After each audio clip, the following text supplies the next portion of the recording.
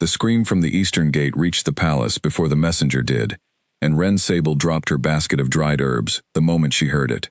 She had been standing at the edge of the market square, in the border village of Ashcombe, waiting to deliver medicine to a sick child, when the sound tore through the morning air. People around her froze. A merchant's cart tipped over. Somewhere behind her, a woman began to cry. Wren did not wait to find out what had happened. She ran toward the sound, because that was what a healer's apprentice did, even one as young and unnoticed as she was.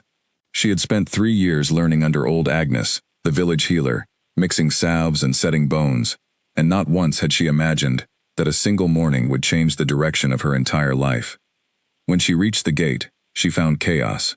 A convoy from the capital had arrived, its horses lathered with sweat, its guards shouting orders. One of the riders had been thrown from his mount and lay groaning in the dirt, his leg bent at a wrong angle. Nobody moved to help him. They were too busy staring at the black banner that hung from the lead carriage, a banner marked with the silver wolf of the royal house of Veyrath. Wren did not know why the royal house would send a convoy to a village as small as Ashcombe, and she did not have time to wonder. She knelt beside the fallen rider and began to work, her hands moving with practiced speed, even as her heart pounded. She had never touched royalty before. She had never even seen a noble in her 16 years of life, but a broken leg was a broken leg, whether it belonged to a farmer or a prince. "Hold him still," she said to the nearest guard, her voice steadier than she felt. "I need to set the bone before the swelling gets worse."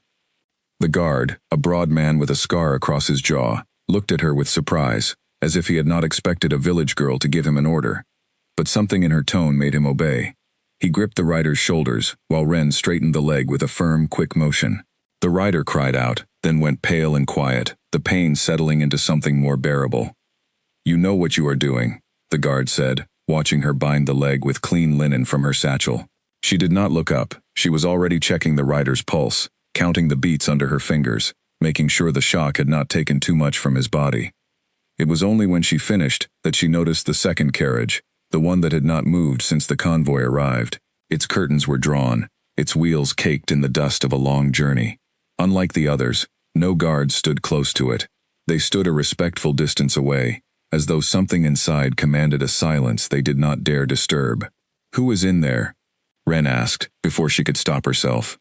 The scarred guard's face changed, the easy relief of a moment ago, replaced by something more careful. "That is not your concern, healer. You have done well. Take payment for your service, and return to your work."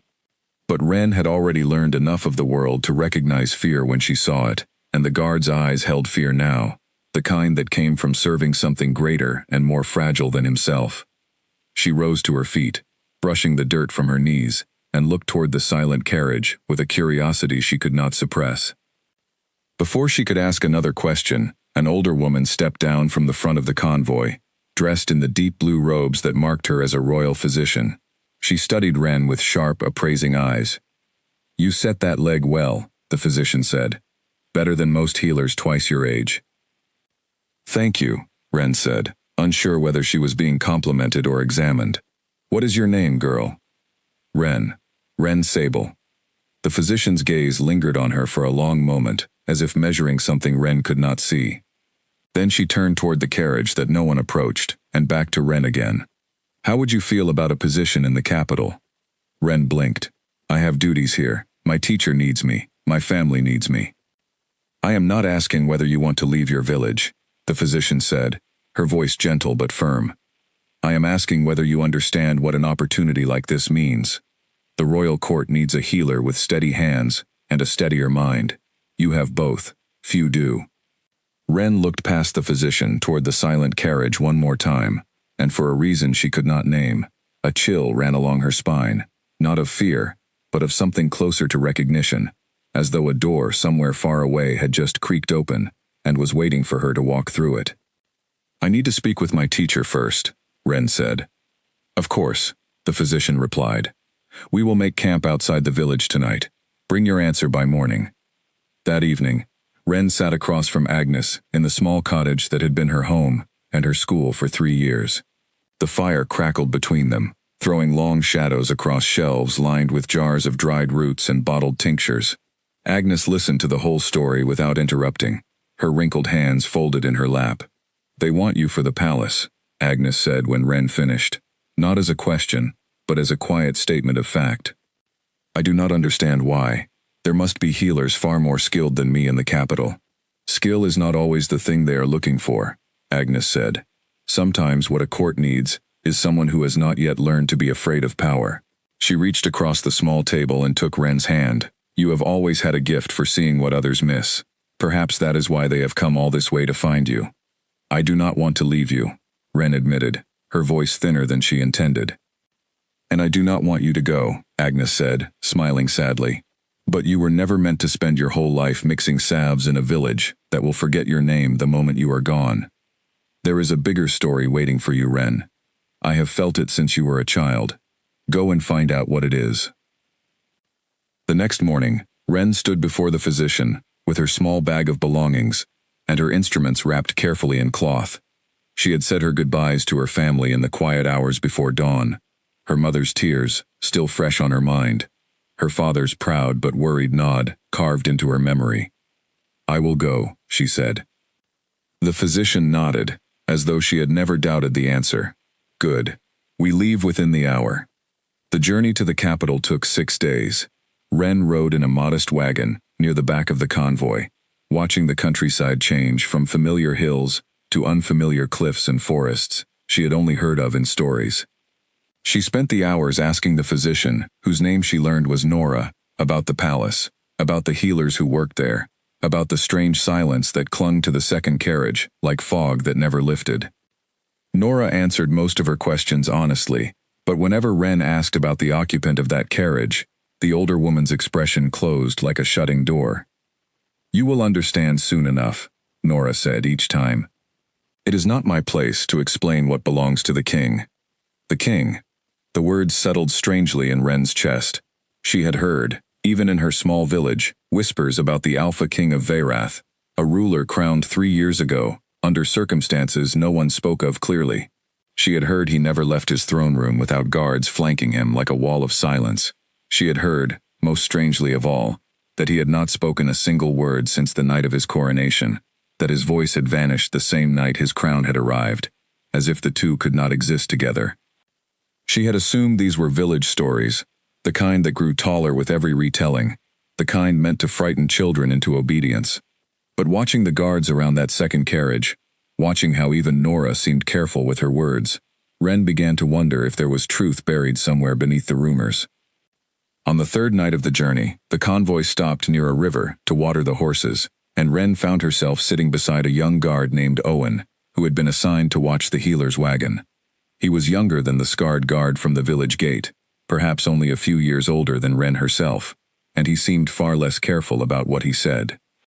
You should know what you are walking into, Owen told her quietly, glancing over his shoulder to make sure Nora was out of earshot. The palace is not like your village. Everyone there is afraid of something, even the ones who look like they are not. Afraid of the king? Ren asked. Owen's jaw tightened. Afraid of what happened to him. Afraid of what it means that a man who used to command armies with a single word now cannot speak a syllable. Some say it is a curse. Some say it is grief, so heavy it broke something inside him that healers cannot fix. Whatever it is, no one wants to be the one who upsets him, because no one knows what a silent king is capable of when he finally reaches his limit. Has he ever hurt anyone? Ren asked, unable to hide her concern. No, Owen admitted. Not once. That is almost the strangest part. A man who lost everything and never once turned that pain into cruelty. He simply went quiet, and stayed quiet, and let the court run itself around him like water around a stone. He paused, studying her with a curious tilt of his head. A physician of Nora's rank does not travel to a border village for just any healer. I do not know, Ren admitted. I have asked myself the same question every hour of this journey. Maybe they are hoping you can succeed where every physician in the capital has failed, Owen said. Maybe they think a new pair of hands, untouched by the fear everyone else carries, might see something the rest of us cannot. Ren did not have an answer for that, and the fire crackled between them in the silence that followed, filled with unspoken questions neither of them could resolve. When Nora called for the convoy to move again, Owen helped Ren back into the wagon and gave her a small, encouraging nod before returning to his post. Do not be afraid of him, Owen said, just before she disappeared back into her seat. Whatever they say about the Silent King, I do not think fear is what he wants from the people around him. I think, more than anything, he is tired of being alone with it. Wren carried those words with her for the rest of the journey, turning them over in her mind as the wagon rattled along the long road toward the capital. She thought of Agnes, of the years spent learning to read a person's pain before they spoke it aloud, of the quiet confidence that came from knowing how to help even when words failed. Perhaps that was the gift Nora had seen in her, the reason a physician of such high standing had traveled so far to find a healer's apprentice in a village most maps did not bother to name. On the 6th evening, the towers of the capital rose into view, dark and sharp against the orange sky, and Wren felt her stomach tighten with something between excitement and dread. The Palace of Veyrath stood at the center of the city, like a crown itself, its walls carved with the shapes of wolves in mid-stride, frozen forever in stone. They passed through the outer gates as the sun sank below the horizon, torches lighting the courtyard in flickering gold. Wren stepped down from the wagon, her legs stiff from days of travel, and looked up at the palace towering above her. "Come," Nora said, gesturing for her to follow. "You will be shown to the physician's ward tonight. Tomorrow, your training in the court's ways will begin." Wren nodded, gathering her bag, and followed the physician through corridors, lined with unlit lanterns and silent guards. The palace felt colder than any place she had known, not in temperature, but in something deeper, something that pressed against her chest, like the air before a storm. She caught glimpses of servants moving quickly and quietly through side halls, their eyes down, their steps careful, as though the entire building held its breath. As they turned a final corner toward the physician's quarters, Wren's gaze drifted toward a tall set of doors at the end of a long hallway, doors carved with the same wolf sigil that marked the palace gates, doors guarded by two men who did not so much as blink. Something about those doors made her pause, made the hair on her arms rise, made her feel, for reasons she could not explain, that whoever lived behind them had been waiting a very long time for something to change. She did not know, standing there in that cold and quiet hallway, that she was about to become the reason it finally did. Nora touched her shoulder gently, pulling her attention away. "Rest tonight, Wren. Tomorrow, the real work begins." Wren followed her into a small chamber near the ward, where a simple bed and a basin of water waited. She sat on the edge of the bed once alone, her heart still racing from the journey, from the palace, from the strange doors she could not stop thinking about. Outside her window, the capital's lights flickered like scattered stars fallen to earth, and somewhere beyond the walls of her small room, in a throne room she had not yet seen, a king, who had not spoken in 3 years, sat alone in the dark, unaware that the silence that had defined his reign was about to be tested by a girl who had never meant to be found. A guard's hand closed around Wren's arm before she had even finished her first cup of morning tea, pulling her from the physician's ward with an urgency that left no room for questions. She stumbled after him through unfamiliar corridors, her instrument bag still slung over her shoulder, her mind racing to catch up with her feet. "What is happening?" she asked, trying to keep pace with his long strides. "There is no time to explain," the guard said. "A servant meant for the inner wing fell ill this morning, and the steward needs someone to deliver medicine before the midday council begins. You were the nearest healer available." Wren did not have time to argue that she had not yet been trained in the palace's protocols, that she barely knew the layout of the halls she was being rushed through. The guard pushed open a heavy door, and before she understood where she stood, she found herself in a chamber unlike any she had seen since arriving, its walls lined with tall windows, its floor covered in a carpet the color of deep river water. "Leave the medicine on the table and go," the guard instructed, already turning to leave himself, as though even he did not wish to linger in that room longer than necessary. Wren set down the small satchel of remedies as instructed, her hands moving out of habit rather than certainty, and it was only then that she noticed she was not alone. A man sat near the window, still and silent, his eyes fixed on something beyond the glass that Wren could not see. He wore simple dark clothing, unlike the ceremonial robes she had expected of a king, and there was nothing about his posture that suggested power or command. If anything, he looked like a man carrying a weight too heavy for any crown to lighten.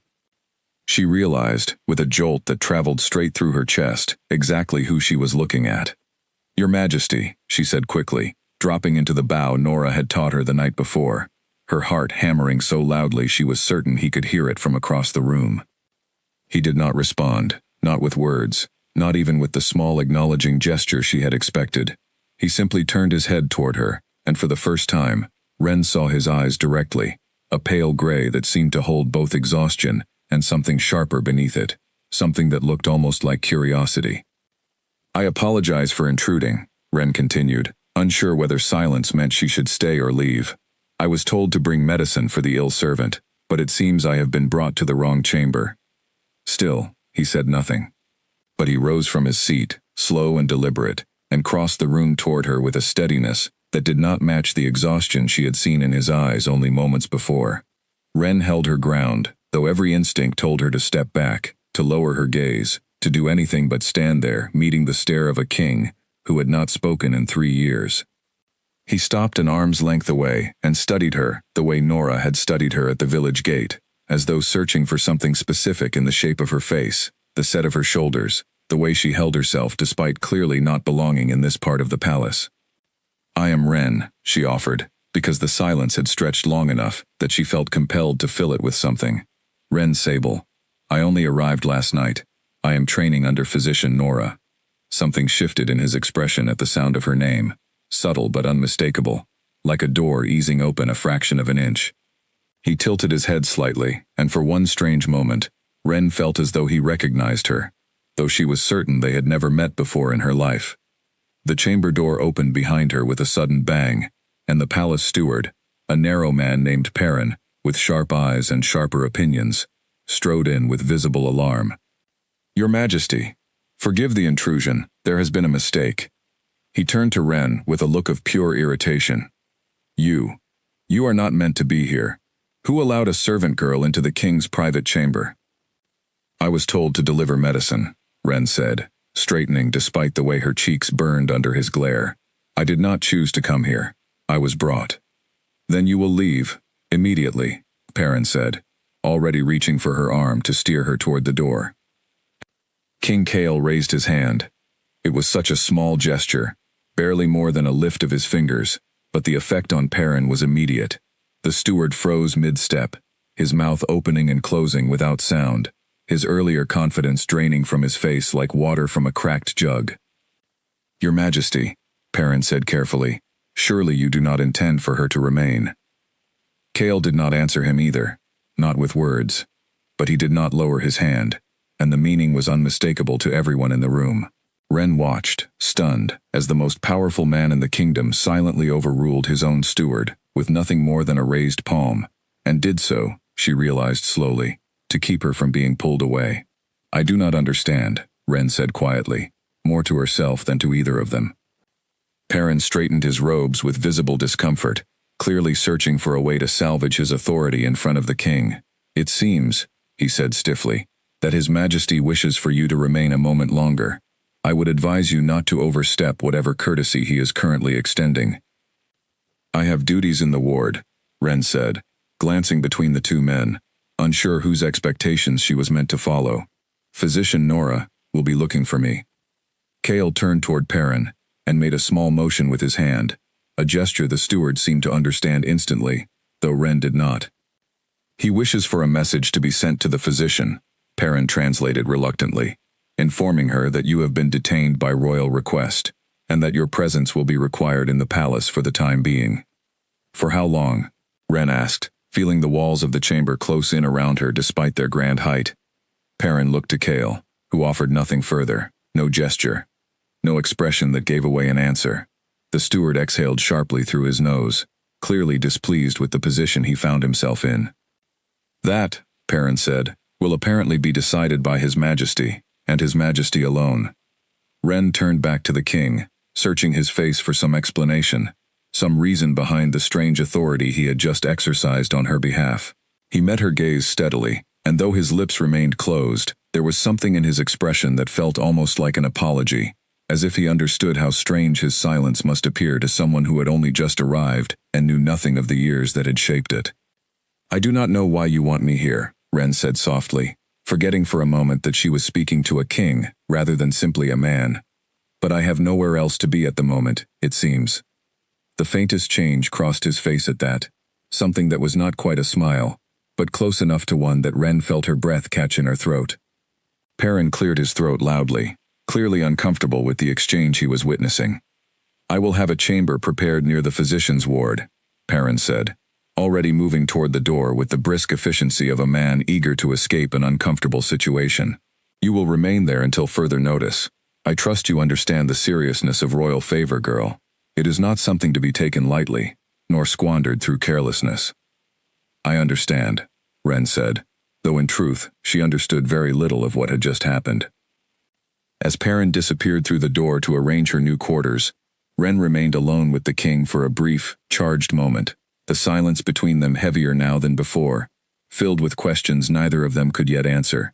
Cale studied her a moment longer, and then, with a small incline of his head that might have been gratitude, or perhaps something closer to relief, he returned to his seat by the window, leaving Ren standing in the middle of the grand chamber, uncertain whether she had just been given an extraordinary honor or pulled into something far more complicated than she had ever imagined possible. She gathered her satchel from the table, her hands trembling slightly, and made her way toward the door, casting one last glance over her shoulder. Cale remained by the window, his gaze once again fixed on whatever lay beyond the glass, but his posture had changed, just slightly, as though some of the weight she had noticed earlier had eased, if only for a moment, if only because a stranger had walked into his silence and had not run from it. Perrin led her to the new chamber himself, walking a few steps ahead the entire way, his silence far less comfortable than the king's had been. It was a small room, plain but clean, with a narrow bed, a wash basin, and a single window that looked out over an inner courtyard lined with bare rose bushes waiting for spring. "You will remain within the physician's wing unless summoned," Perrin said, standing stiffly in the doorway. "You will not seek out His Majesty on your own. You will not discuss what happened this morning with the other servants. Do you understand?" "I understand that I am not to speak of it," Ren said. "I do not understand why it happened in the first place." Perrin's expression flickered with something that might have been sympathy, though it vanished as quickly as it appeared. "3 years ago, this palace was a very different place," he said, his voice quieter now that the door was mostly closed behind him. "His Majesty was not always silent. He used to speak in full council meetings, laugh at his brother's jokes during feasts, sing old hunting songs when he thought no one was listening closely enough to hear him. Then the coronation happened, and something in him closed like a door slammed shut in a storm. No physician has managed to open it since." "What happened at the coronation?" Ren asked, though she suspected, from Perrin's tightening jaw, that she had asked the wrong question. "That is not a story for a healer's apprentice on her first full day in the palace," Perrin said, straightening his robes as though to reset the boundaries of the conversation. "Rest now. Tomorrow, you will begin your duties in the ward as planned, unless His Majesty requests otherwise." He paused at the door, glancing back at her with an expression she could not fully read. "For what it is worth, girl, I have served this court for over a decade, and I have never seen him raise his hand to protect anyone, the way he did for you this morning. Whatever you did to earn that, I would advise you to be careful with it." He left before she could ask what he meant, and Ren sat alone on the edge of her new bed, turning his words over in her mind. She had done nothing, as far as she could tell, beyond stumbling into the wrong room at the wrong time, and yet something about the encounter had clearly shifted something within the palace's careful, practiced order, something even the steward seemed uneasy discussing. She spent the rest of the afternoon unpacking her small collection of belongings, arranging her herbs and instruments along the narrow shelf provided, trying to settle into a life that had changed direction so suddenly she barely recognized the shape of it. Through her window, she watched servants cross the courtyard below, their heads bowed, their pace quick, none of them lingering long enough to enjoy the pale afternoon sun. A knock came at her door, just as the light outside began to shift toward evening. She opened it to find a young kitchen maid holding a tray of simple food, her eyes wide with the particular curiosity of someone who had clearly already heard the morning's rumors. "They say the king asked for you by name," the maid whispered, setting the tray down on the small table near the window. "Is it true he raised his hand against Perrin himself?" "I do not know what to make of what happened," Ren admitted honestly, unwilling to add to whatever version of the story had already begun spreading through the palace's lower halls. "No one has heard him make a sound in 3 years," the maid continued, lowering her voice further, as though the walls themselves might report her words. Not a word, not a laugh, not even a cough, loud enough to notice. My mother works in the kitchens, and she says the whole staff prays every night that whatever haunts him never turns its attention toward the rest of us. Do people believe it is a curse? Wren asked. The maid shrugged, though her eyes betrayed genuine unease. Some do. Others say grief can steal a voice just as surely as any curse could. I do not know which frightens me more. Honestly, a spell no one can break, or a sadness so deep that even a king cannot climb out of it. She glanced toward the door, suddenly nervous. I should go before I am missed. Please, eat while the food is still warm. Wren thanked her and ate alone, as the last light faded from her window, her mind circling endlessly around the strange gray eyes she had seen that morning, the raised hand that had silenced a steward without a single word, and the quiet, careful hope that had flickered somewhere behind the king's exhaustion when she had told him her name. Later that evening, as Wren sat in her newly assigned chamber near the physician's ward, Nora arrived with a look of barely contained curiosity. You spent the morning in the king's private chamber, Nora said, not quite a question. I did not choose to, Wren replied honestly. I was brought there by mistake, and then I was told I could not leave. Nora studied her for a long moment, the same careful, measuring look she had given Wren at the village gate. In 3 years, she said slowly, His Majesty has not requested the presence of a single person, outside his most trusted counsel. Not a servant, not a healer, not even the physicians who have tried for years to understand what happened to his voice. Then why me? Wren asked, the question that had followed her since morning finally spoken aloud.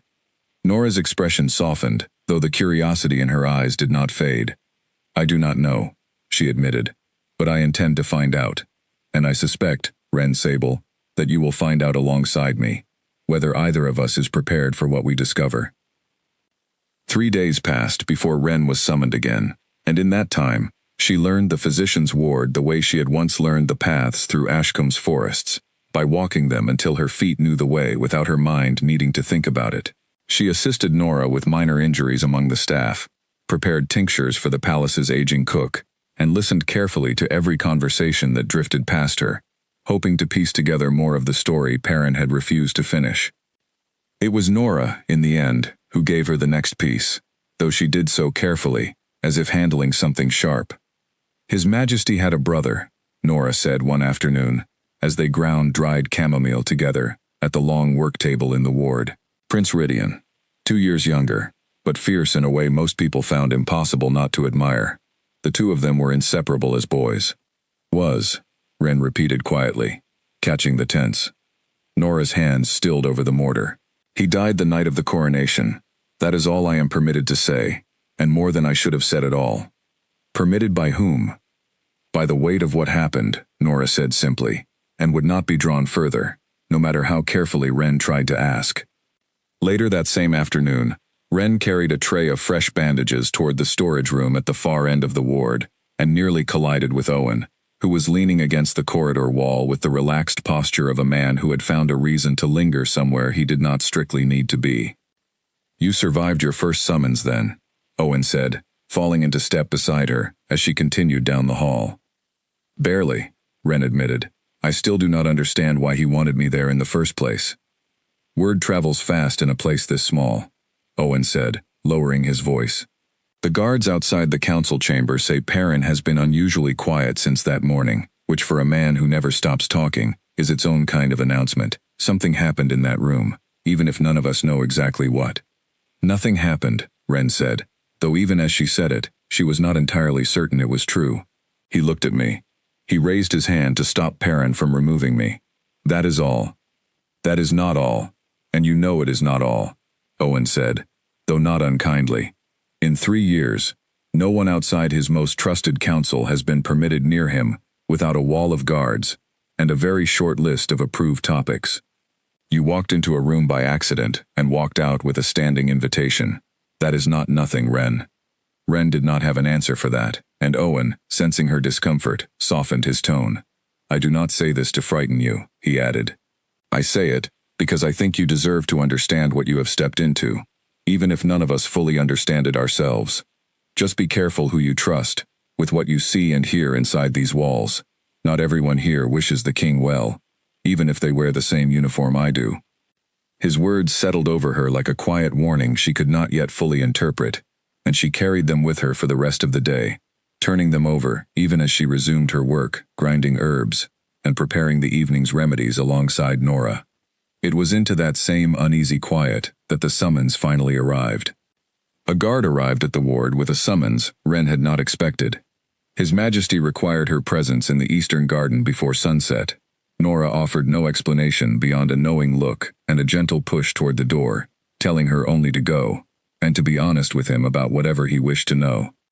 The Eastern Garden was unlike anything Wren had seen in the capital so far, a quiet stretch of trimmed hedges and winter blooms tucked behind the physician's wing, shielded from the rest of the palace by high stone walls covered in climbing ivy. Kale stood near a small fountain at its center, his back to her, his hands clasped behind him in a posture that looked more like waiting than command.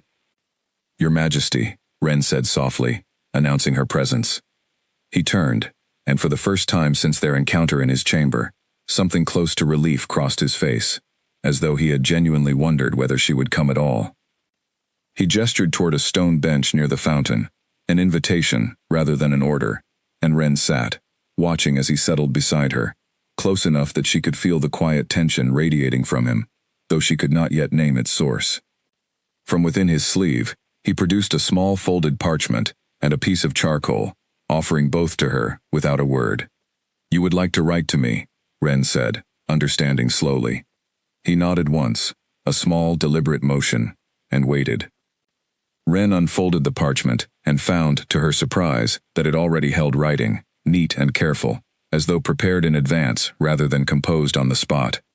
"I am told you set a broken leg without flinching and asked no payment beyond honesty. I would like to know more about the woman who did that, if she is willing to share it." Wren felt something warm bloom in her chest at the simplicity of the request, so different from the fear and formality that had surrounded every other interaction since her arrival. She took the charcoal he offered and wrote her answer beneath his words. "There is little to tell. I am the daughter of a farmer and a weaver. I learned healing from a woman named Agnes, who took me in when I was young and taught me everything I know. I have never traveled farther than the market town nearest my village, until 6 days ago." She handed the parchment back, and Kale read it slowly, his eyes lingering on each line as though committing it to memory. He wrote again, longer this time. "Agnes sounds wise. My own teachers were soldiers and scholars, though I learned more from watching my brother argue with them than from anything they taught directly. He never accepted an answer simply because someone with authority gave it. He wanted to understand the reason behind every rule before he agreed to follow it." "He sounds like he was remarkable," Wren said aloud, unsure whether speaking while he wrote was acceptable, but unable to stop herself. Something flickered across Kale's face at her words, a mixture of grief and gratitude so raw that Wren immediately regretted having spoken. He nodded slowly, then wrote one final line before folding the parchment closed, as though he could not bear to look at his own words any longer. He was. They sat together in silence after that, the fountain's gentle sound filling the space where conversation might have continued under different circumstances. Wren did not press him further, sensing instinctively that whatever memory she had touched required careful handling, the way a wound too fresh could not withstand direct pressure, without causing more harm than good. "I do not need you to explain everything to me," she said eventually, watching the last light of evening catch the water's surface. "I only wanted you to know that I am not afraid of your silence, Your Majesty.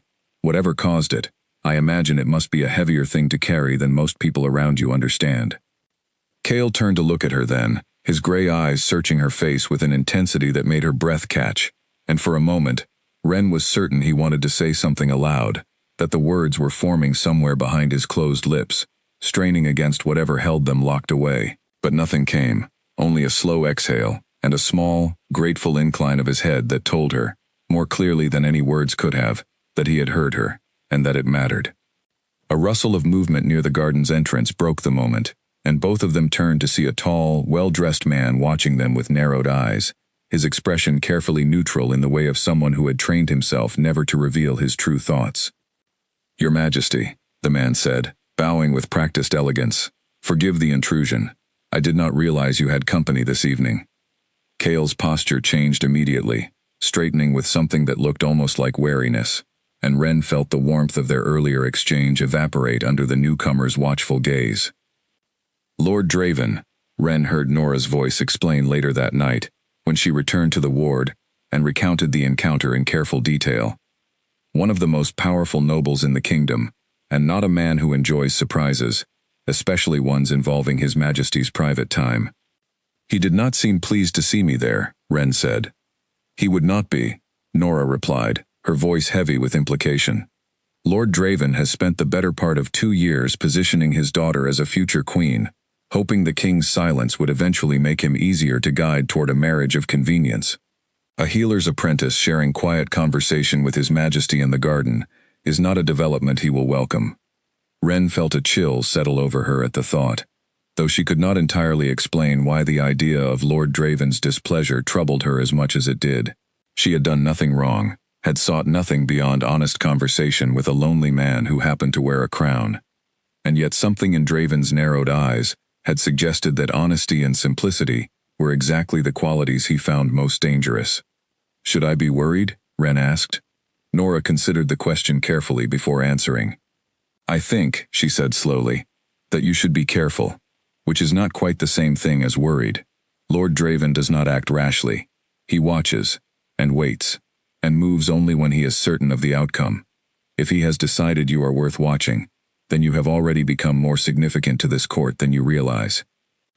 That night, lying awake in her narrow bed with the folded memory of Cale's handwriting still fresh in her mind, Wren found herself thinking not of the danger Nora had described, but of the words he had written about his brother, the grief that had lived behind his silence for 3 long years, and the quiet, fragile trust he had extended to her in a garden shielded from the rest of the world. Whatever Lord Draven's suspicions might grow into, Wren found she could not bring herself to regret the hour she had spent beside the fountain, watching a king who had forgotten how to speak slowly remember what it felt like to be heard. She rose before dawn the next morning, unable to sleep any longer beneath the weight of everything she had learned, and made her way quietly to the ward to begin her duties early. The corridors were empty at that hour, lit only by the last of the night's candles burning low in their sconces, and Wren found a strange comfort in the silence, so different from the tense, watchful quiet that filled the palace during the day. She used the quiet hour to organize the shelves along the far wall, sorting jars of dried lavender and crushed willow bark by the ailments they treated rather than simply by their names, a system Agnes had taught her years ago that made the difference between a fast, confident remedy and a frantic search through unfamiliar labels during an emergency. It was steady work, the kind that asked nothing of her mind beyond attention, and for a little while, it kept the tangled questions of the last 2 days at a comfortable distance. Nora found her there an hour later, already grinding herbs at the work table, and studied her with an expression that suggested she understood exactly what had kept Wren awake. "You are thinking of Lord Draven," Nora said, settling onto the stool across from her. "I am thinking of all of it," Wren admitted. "The brother who died, the silence that followed, a nobleman who watches me like I am a threat to something I do not even understand. 3 days ago, I was setting a farmer's broken arm in Ashcombe. Now I am apparently important enough to be watched by the most powerful man in the kingdom besides the king himself." "Importance is not always a gift," Nora said gently. "Sometimes it is simply a burden that arrives before you are ready to carry it. But you are stronger than you know, Wren. I saw that the moment you set that rider's leg without hesitation. Whatever this becomes, I do not think you will face it unprepared." Wren wanted to believe her, and for the moment, sitting in the quiet of the early ward with the day's work stretching ahead of her, she allowed herself the small comfort of trying. Outside, the first light of morning had begun to touch the courtyard, chasing the shadows back toward the corners of the palace, and somewhere beyond the ward's walls, in a chamber she had visited only once, Wren wondered whether the king had slept at all, or whether he too had spent the night turning over the same fragile, uncertain hope that had settled between them beside the fountain.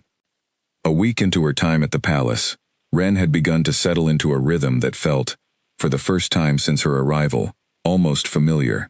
Mornings were spent assisting Nora with the ordinary business of the ward, tending to servants with aching backs and cooks with burned hands, and afternoons often carried the quiet anticipation of a possible summons to the Eastern Garden, though such invitations came only every few days, careful and unhurried, as though Cale was testing the strength of something fragile before trusting it fully. It was during one such ordinary morning that Nora asked her to fetch an old ledger of remedies from the archive room below the ward, a task Wren accepted without hesitation, grateful for the chance to move and think after hours spent bent over the work table grinding roots into paste. The old archive room sat beneath the physician's wing, reached by a narrow staircase that Wren had walked past a dozen times without realizing what it led to, until Nora sent her down one afternoon to retrieve a ledger of remedies dating back several decades.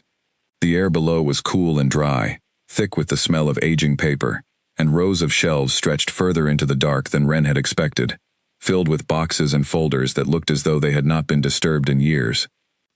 She found the ledger easily enough, but as she turned to leave, a half-open box near the bottom shelf caught her eye, its edges scorched black, as though it had once survived a fire that had not quite finished its work. Curiosity. The same curiosity that had guided her hands toward every unfamiliar remedy since childhood, pulled her closer before she had fully decided to look. Inside, beneath a layer of undamaged papers, she found a stack of documents marked with a wax seal she recognized from the palace gates. The silver wolf pressed into faded red wax. The top page, though scorched at its corners, was still legible, and Wren's breath caught as she began to read. The record described, in careful physician's handwriting, the events of a coronation night 3 years past. It spoke of a succession duel, an ancient custom rarely invoked in modern times, in which two claimants to the throne settled their right to rule through combat, rather than birth order alone. It spoke of Prince Rydian, younger brother to the newly crowned king, challenging the succession not out of malice, the physician had written, but out of a desperate hope that his brother might be spared a crown he had never wanted to wear. Wren's hands trembled as she read further. The duel had not been meant to end in death. Such challenges, the document explained, were traditionally fought with blunted weapons, more ceremony than true combat, decided the moment one combatant yielded. But something had gone wrong that night, a misstep, a moment of confusion in the darkness of the dueling grounds, and the blunted blade meant for ceremony had found an unintended, fatal mark. The physician's account noted, with clinical precision that somehow made the words more devastating, that the new king had not spoken since the moment his brother's body went still in his arms, and had not spoken in the 3 years since, despite every effort by the court's finest healers to determine a physical cause for his silence. There is no wound upon his throat, no illness within his body that we can detect, the physician had written. We suspect the cause lies beyond what medicine alone can heal, though we dare not speak such conclusions openly, for fear of what it would mean for a kingdom that requires its ruler to project strength rather than grief. Wren closed the box carefully, her heart heavy with the weight of what she had just learned, understanding now the shape of the shadow that had followed Cale through every silent hour since his coronation. He had not lost his brother to an enemy, or to illness, or to the slow decay of age. He had lost him to his own hand, in a duel meant only for ceremony, a tragedy so cruel in its accident that no wonder his voice had refused to return, as though speaking again might mean accepting a truth too unbearable to hold. She carried both the ledger and the weight of her discovery back up the narrow staircase, her mind turning over the delicate question of what, if anything, she should do with what she now knew. Nora took one look at her face upon her return, and set down her work immediately. "You found something," Nora said, not quite a question. Wren hesitated, then described what she had read, watching Nora's expression shift from curiosity to a somber, careful sorrow that confirmed every detail she had pieced together in the archive's dim light. "I did not know the full account still existed," Nora admitted quietly. "I knew fragments, whispers passed carefully between physicians sworn to discretion, but I had never seen it written so plainly." "Should I tell him I know?" Wren asked. "Or would that only cause him more pain?"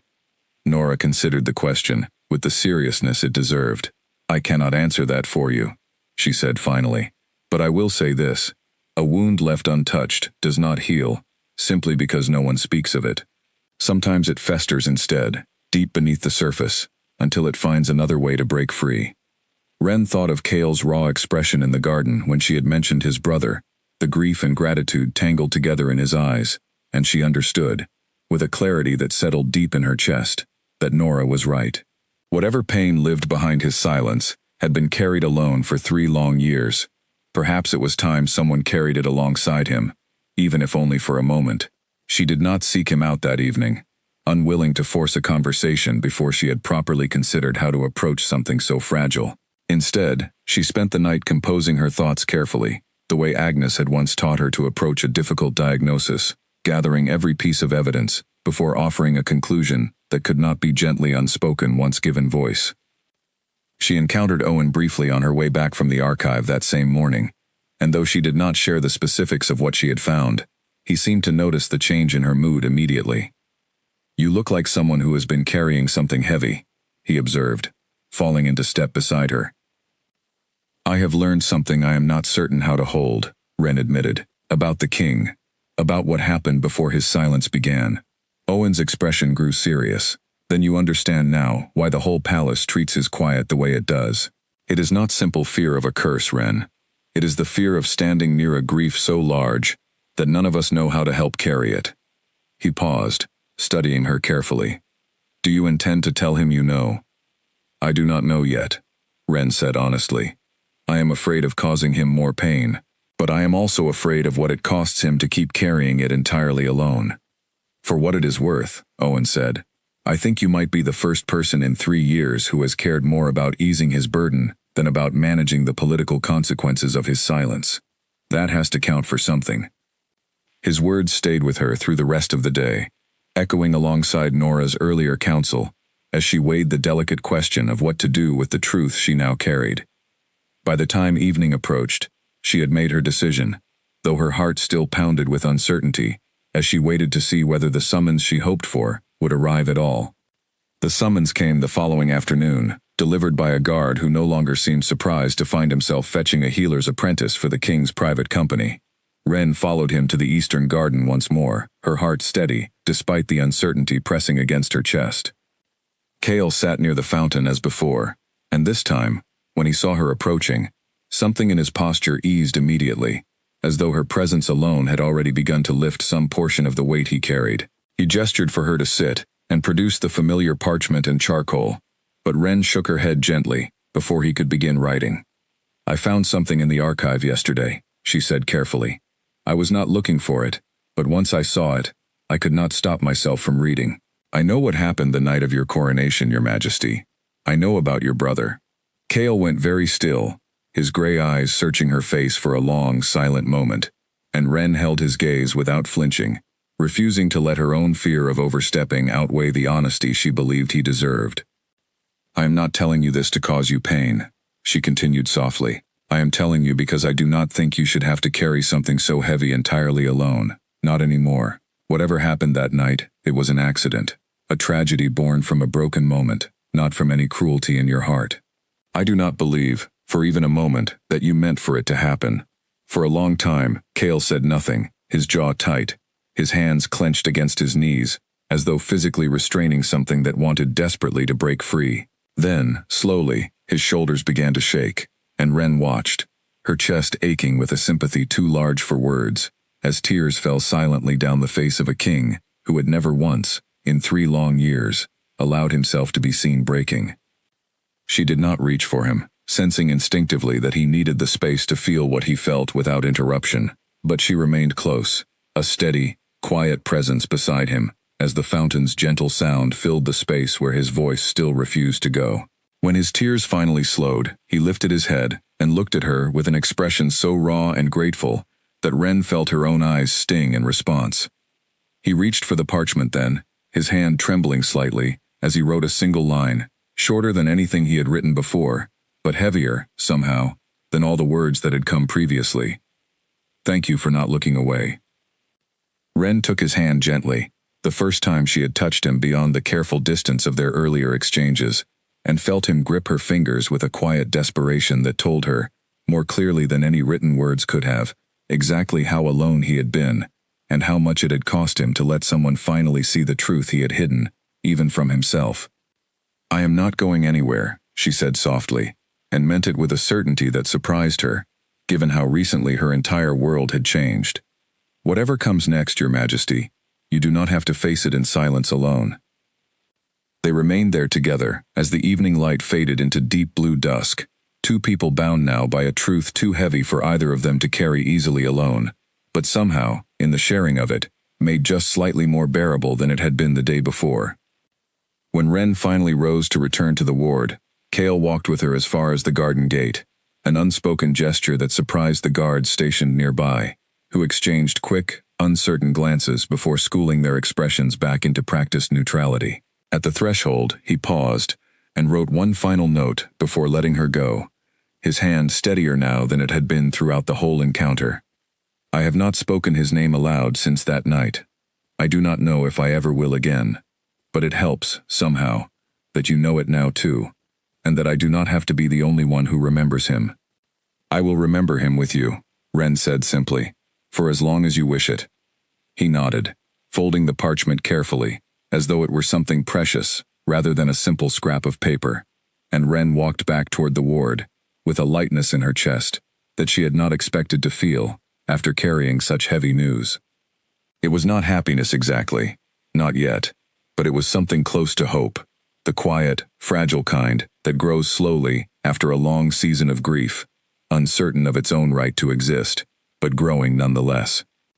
Nora was waiting for her when she returned, and though she asked no questions, the look she gave Wren upon seeing her face told her that whatever had passed between them in the garden that evening had not gone unnoticed, even from a distance.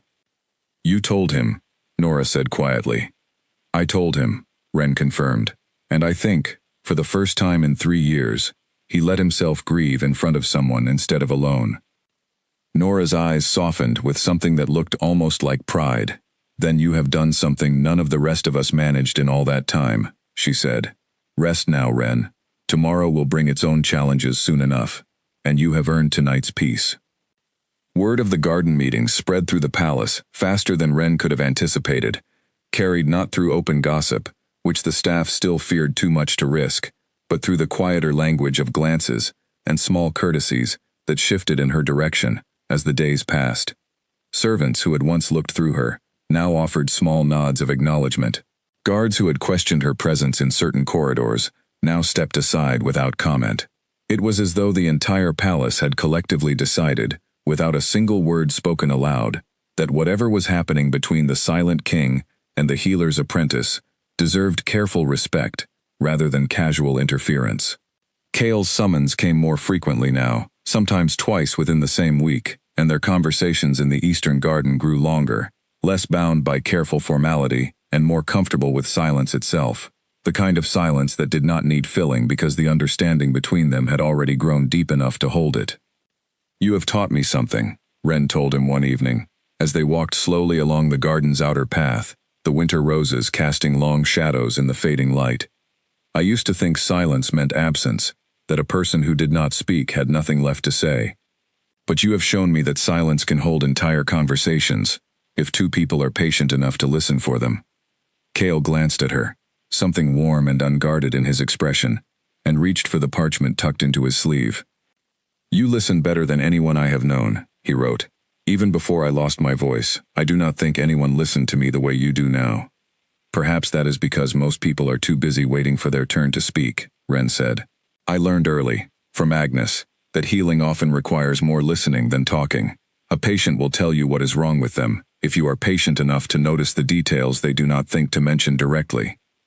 He smiled at that, a small, genuine expression that had become less rare with each visit, and Wren felt her chest warm at the sight of it, a feeling she had begun, cautiously, to recognize as something deeper than simple friendship or professional care.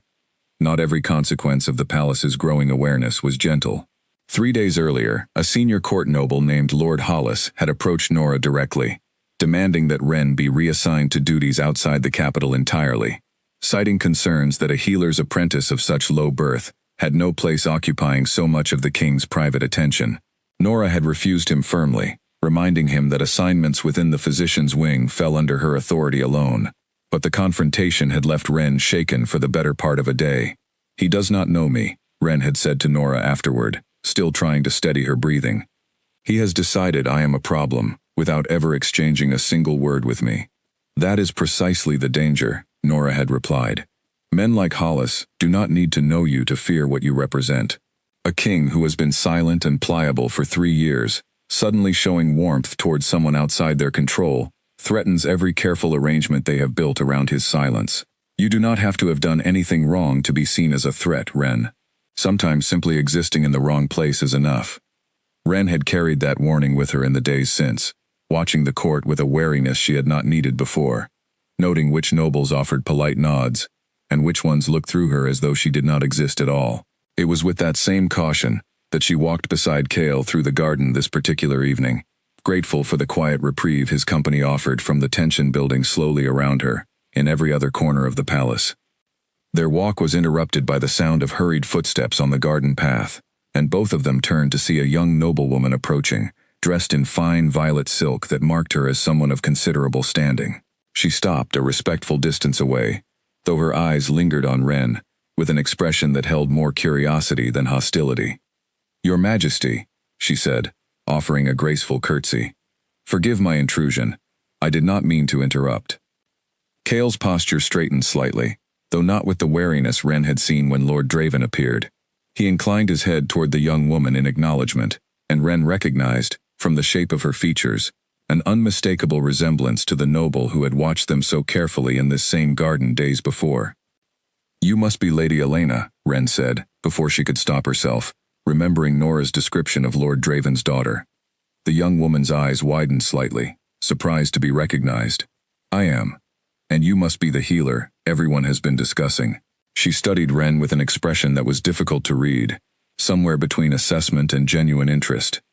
"My father speaks of you often, though not always kindly. I imagine he has reasons of his own for that," Ren said carefully, unsure how much honesty was safe in this conversation. Elena's lips curved into a small, knowing smile. "My father has spent 2 years hoping His Majesty's silence would make him more easily guided toward a marriage he believes would strengthen the kingdom. I confess, watching you these past weeks, I do not think that hope was ever particularly realistic, silence or not." She glanced toward Cale, something gentler in her expression now. "For what it is worth, Your Majesty, I have never wished for a marriage I did not choose myself. Whatever my father's ambitions, they were never entirely mine." Cale studied her for a long moment, then wrote a brief note and held it toward her rather than Ren. Elena read it, and something in her posture eased, as though a weight she had carried for a long time had been quietly acknowledged and set aside. "Thank you," she said softly. And then, with a final glance toward Ren that held something almost like solidarity, she curtsied once more and disappeared back down the garden path. "What did you write to her?" Ren asked, once they were alone again. Cale took up the parchment once more, his charcoal moving in quick, decisive strokes. "I told her that no marriage born from her father's ambition would ever be one I would choose either, and that she deserves the same freedom to choose her own path that I hope to reclaim for myself." Ren felt something tighten pleasantly in her chest at his words, though she was careful not to read too much into what he might mean by reclaiming his own path.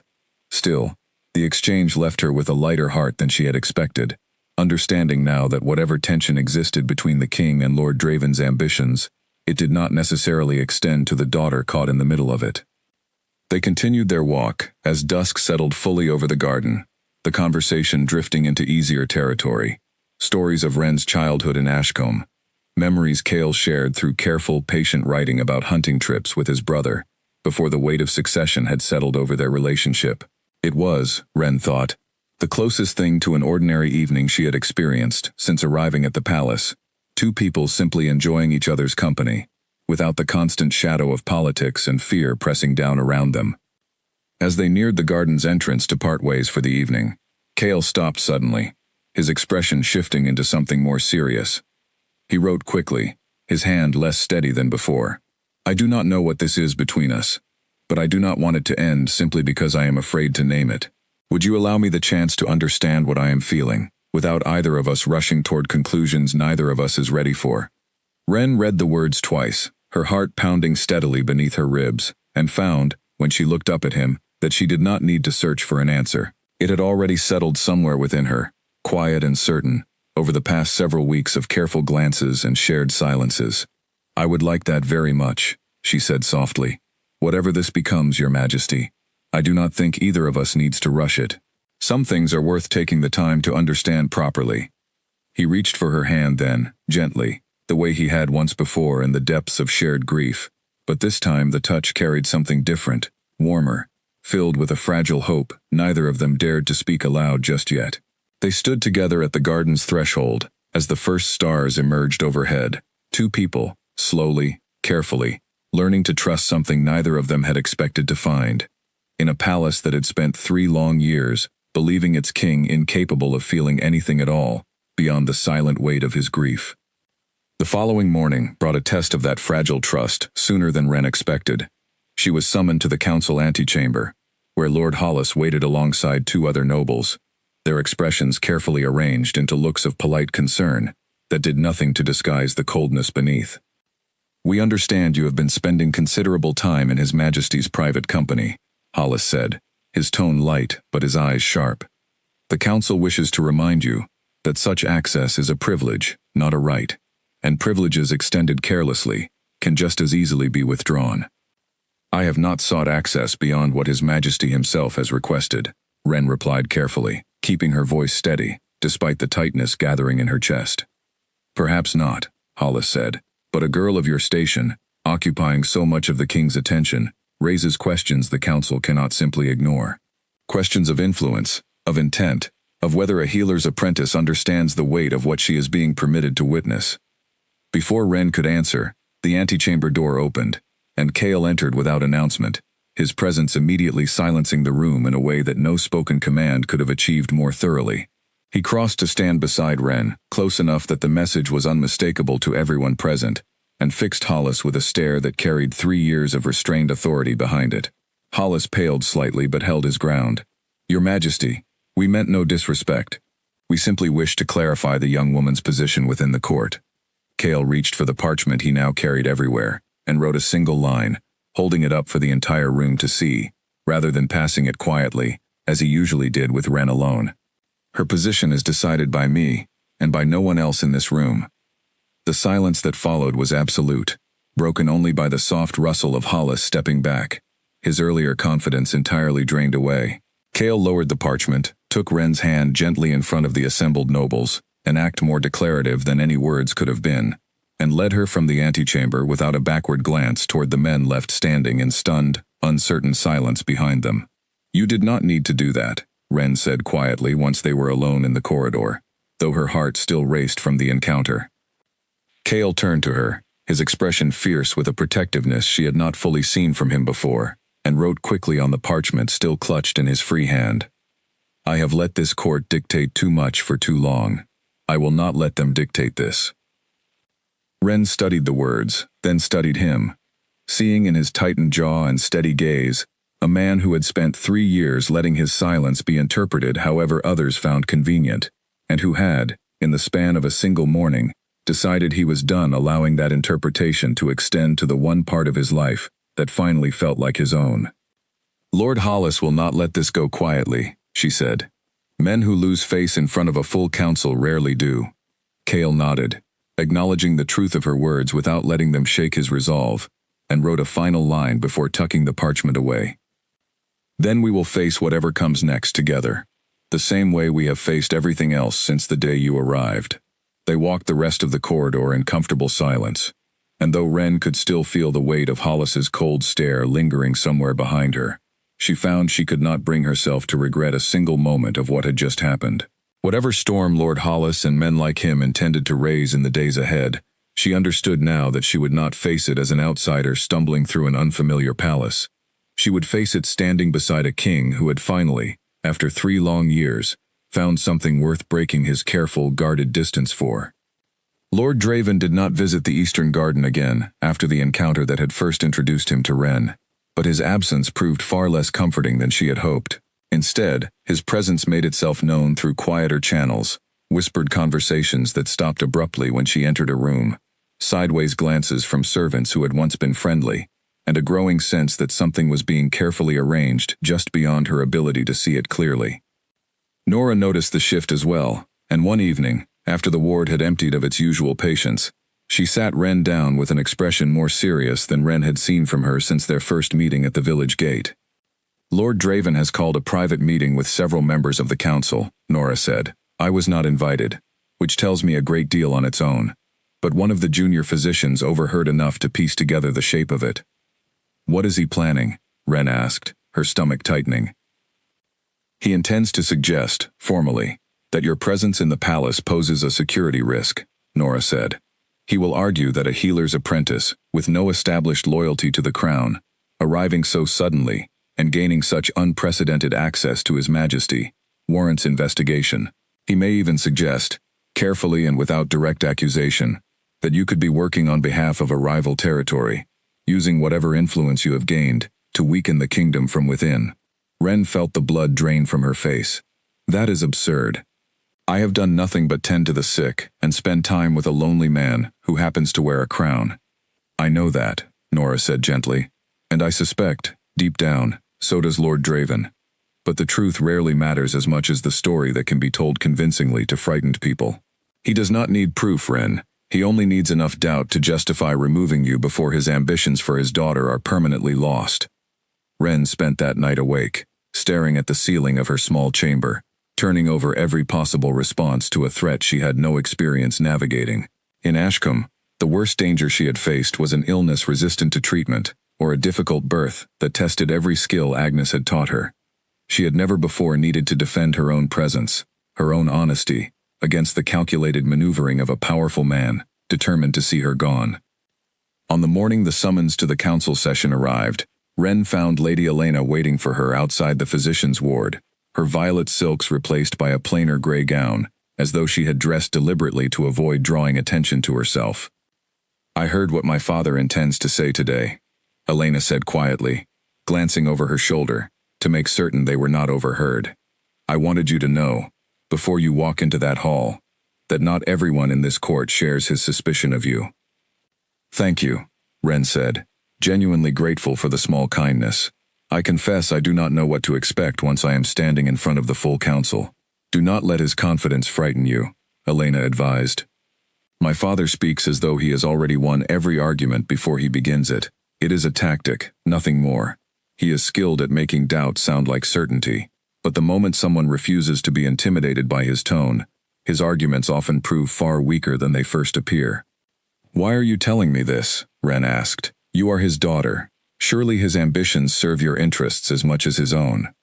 Elena's expression grew distant for a moment, touched by something that looked like old, familiar sadness. My father has spent my entire life deciding what serves my interests without ever asking me directly, she said. I would rather see the king find happiness with someone who was chosen freely than watch him forced into a marriage neither of us actually wants. Whatever comes of today, Ren, I hope you know that my father's ambitions were never truly mine. Ren thanked her again, and the two women parted ways, Elena disappearing down a side corridor before the wider court could notice their conversation. The brief exchange did little to calm the anxious knot in Ren's stomach, but it offered something she had not expected to find that morning, a reminder that even within a family determined to see her fail, there existed at least one voice, quietly hoping for a different outcome. The formal accusation came 3 days later, during a full council session that Ren was summoned to attend for the first time since her arrival. She stood at the edge of the grand hall, her hands clasped tightly to stop their trembling, as Lord Draven addressed the assembled nobles with the smooth, practiced confidence of a man who had spent years perfecting the art of persuasion. I do not accuse the girl of malice, Draven said, his voice carrying easily through the hall's high stone ceiling. I accuse only the circumstances surrounding her arrival, circumstances that any reasonable counsel must examine before allowing them to continue unchecked. A girl of unknown loyalty, granted unprecedented access to His Majesty's private company within days of her arrival. Is this not, at minimum, worthy of careful review? Murmurs rippled through the hall, some nobles nodding in cautious agreement, others glancing uncertainly toward the throne where Kale sat, his expression unreadable, his hands still. Ren felt every eye in the room settle on her, weighing her worth against Draven's carefully constructed doubt. I have served the crown for many years, Draven continued, and I have watched His Majesty carry a burden none of us could fully understand. I do not wish to see that burden exploited by anyone, regardless of their intentions, however innocent they may appear. Ren felt the accusation settle over her like a physical weight, and though every instinct urged her to remain silent, to let Kale or Nora speak on her behalf, something in her refused to accept the role of a passive accused, waiting quietly for judgment from men who had never bothered to know her at all. May I speak, Your Majesty? she asked, her voice carrying further than she expected in the sudden quiet of the hall. Cale's eyes found hers, and after a moment's hesitation, he nodded, granting permission with a small gesture that silenced any objection before it could form. Wren stepped forward, her heart pounding, but her voice steadier than she had dared hope. Lord Draven speaks of unknown loyalty, she said. I will not pretend to understand the politics of this court, nor the weight of the crown I have only recently come to know. But I can tell you plainly what I do understand. I understand a broken leg, and how to set it before the swelling makes healing impossible. I understand a fever, and how to break it before it takes a life. And I understand grief, Lord Draven, because I have sat beside a king who carried his alone for 3 years, and I have watched what happens when that grief is finally allowed to breathe instead of being smothered beneath silence and suspicion. She turned to address the wider hall now, her voice growing steadier with each word. I did not come to this palace seeking influence or position. I came because a physician believed my hands were steady enough to be useful, and I have tried, every day since, to be exactly that. If caring about someone's suffering, and trying to ease it honestly, makes me a threat in the eyes of this council, then I confess I do not fully understand what this court believes loyalty should look like.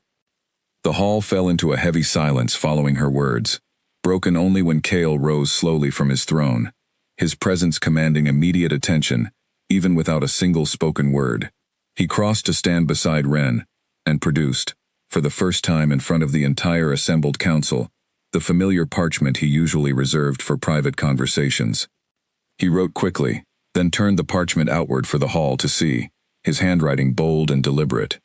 This woman has given me back more of myself in a few short weeks than 3 years of careful court management ever managed. Any accusation against her character is an accusation against my own judgment, and I will not accept it lightly. The hall remained silent, stunned by the directness of the declaration, and Lord Draven's confident expression faltered for the first time since he had begun speaking.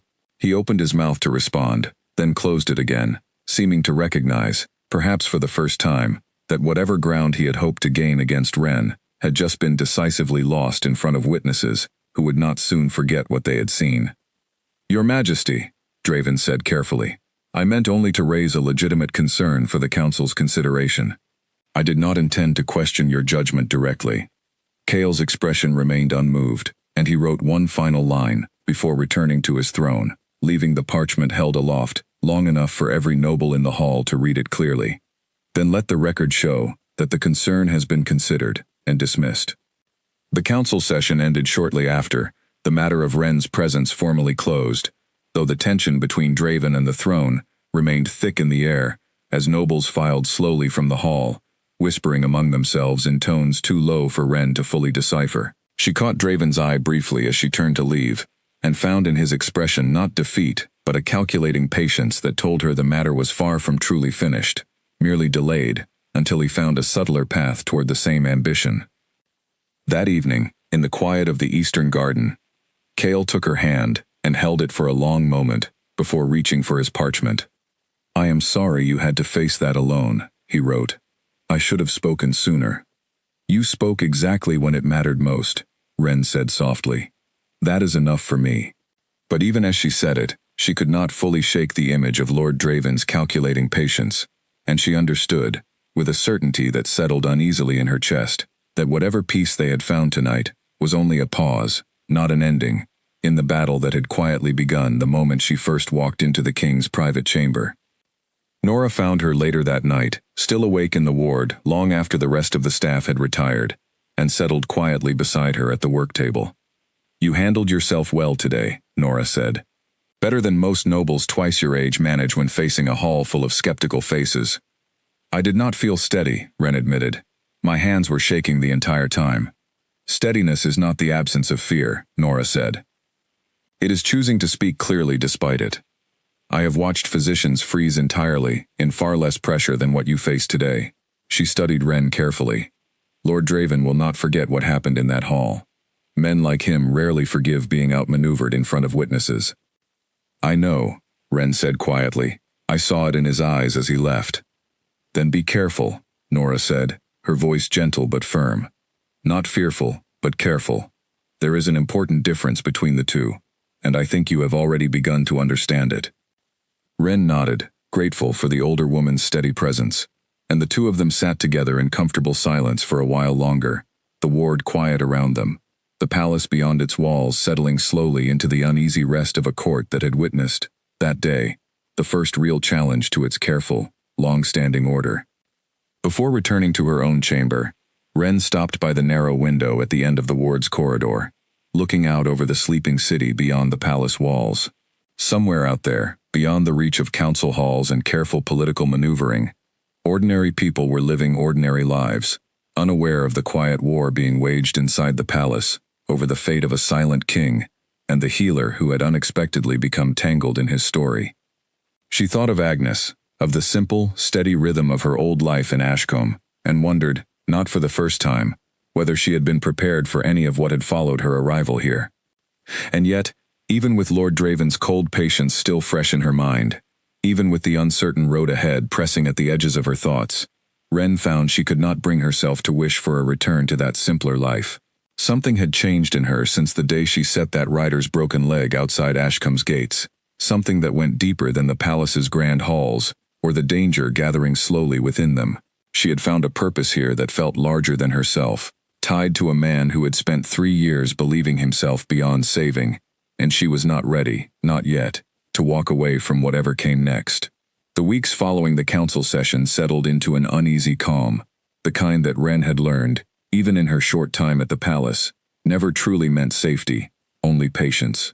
Lord Draven made no further public accusations, but his absence from direct confrontation felt less like retreat and more like recalculation, a predator choosing its next approach with greater care after the first attempt had failed. Cale's voice remained silent, but everything else about him had begun to shift in ways the court could not help but notice. He attended council sessions with more visible engagement, responding to reports with decisive written instructions, rather than the distracted silence he had offered for years. He walked the palace corridors with a straighter posture, met the eyes of his guards and servants rather than looking through them, and though he still could not speak, something in his bearing suggested a man slowly remembering how to lead, rather than merely occupy a throne. Wren noticed the change most clearly during a private evening in the garden, when Cale arrived not with his usual careful, measured pace, but with something almost like urgency in his steps. "Is something wrong?" she asked, immediately concerned by the tension in his shoulders. He shook his head, then reconsidered, and reached for his parchment. "Not wrong," he wrote, "but there is a matter I have been avoiding, and I do not think I can avoid it any longer." "What matter?" Wren asked gently, settling onto the bench beside him. Cale hesitated, his charcoal hovering over the parchment for a long moment before he finally began to write, his handwriting less steady than usual. "The old law of succession states that a ruler who cannot speak cannot formally address the full assembly of border territories during the Winter Tribute Council.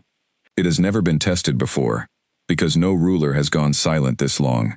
Lord Draven intends to raise the question formally next month, arguing that my inability to speak disqualifies me from continuing to hold the throne without a regent appointed in my place." Wren felt the ground shift beneath her, understanding immediately the danger buried within this new revelation. "He would use your silence itself as a weapon," she said slowly, "not through accusation against me, but through the law directly." Cale nodded grimly, "And if the council votes to require a regent, that regent, by tradition, would be selected from among the senior nobles most aligned with the crown's current interests. Lord Draven has spent 2 years positioning himself precisely for such a role." "Then we cannot let it come to a vote," Wren said, her mind already racing through possibilities, the way it once raced through treatments for a difficult illness. "Is there truly no way for you to speak, even briefly? Even a single word might be enough to satisfy the law's requirement." Owen found her the next morning in the ward, his expression grave in a way she had not seen from him before. He glanced around to make certain they were alone before speaking. "You have heard, then," he said, "about the Winter Tribute Council." "Cale told me himself." Owen nodded slowly. "The guards who serve near the council chambers have been talking. Lord Draven has already begun quietly building support among the border nobles, reminding them of old grievances, old fears about a kingdom led by a silent king. He is careful never to state his intentions directly, but everyone who has served this court long enough can read the shape of what he is building." "How much support does he already have?" Ren asked, dread settling deeper into her stomach. Enough to make the vote closer than anyone would like, Owen admitted. Not enough to guarantee his success, not yet, but enough that His Majesty cannot simply ignore the threat and hope it passes. He studied her carefully. Is there truly no way for him to speak, even for a moment? The law only requires a single word addressed to the assembly, from what I understand. I do not know, Ren said honestly, but I intend to find out whatever I can, however I can. Owen's expression softened slightly at her determination. For what it is worth, Ren, I do not think anyone in this palace has fought harder for him than you have these past weeks. Whatever happens at that council, I do not think it will be for lack of trying on your part. His words offered small comfort, but comfort nonetheless, and Ren carried them with her as she returned to her research, determined to uncover whatever path might lead Cale back toward the voice that had abandoned him on the worst night of his life. Cale's expression grew heavy, and he wrote his answer slowly, as though each word cost him something to admit. I do not know if I am able to. I have tried, many times, in the quiet of my own chamber, when no one was watching. My throat produces nothing, no sound, no whisper, nothing but silence, no matter how desperately I try to force the words free. Ren reached for his hand, holding it firmly, and studied his face with the careful attention she had once given to physical wounds, searching now for something less visible but no less real. Perhaps the problem was never your throat, she said slowly. Perhaps it has always been something deeper, something that no physician's examination could ever hope to find, because it is not the body's silence you are fighting, but your own grief refusing to let go. Understanding the cause has not yet given me the power to overcome it. Then we will find a way together, Ren said firmly. You have carried this silence alone for 3 years, believing it was simply something that happened to you, a wound with no explanation. But I do not believe silence like yours simply exists without reason forever. Grief changes, it moves. Sometimes it only needs the right moment, the right reason, to finally let go of what it has been holding on to.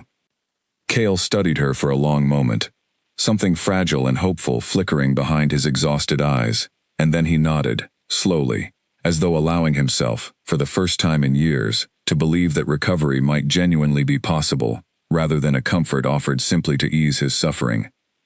Over the following days, Ren threw herself into research with the same intensity she had once given to mastering Agnes's most difficult remedies, returning to the scorched archive documents, questioning Nora about grief and its physical manifestations, even sending a careful letter to Agnes herself, asking whether the old woman had ever encountered a case of voice loss born purely from emotional trauma, rather than physical injury.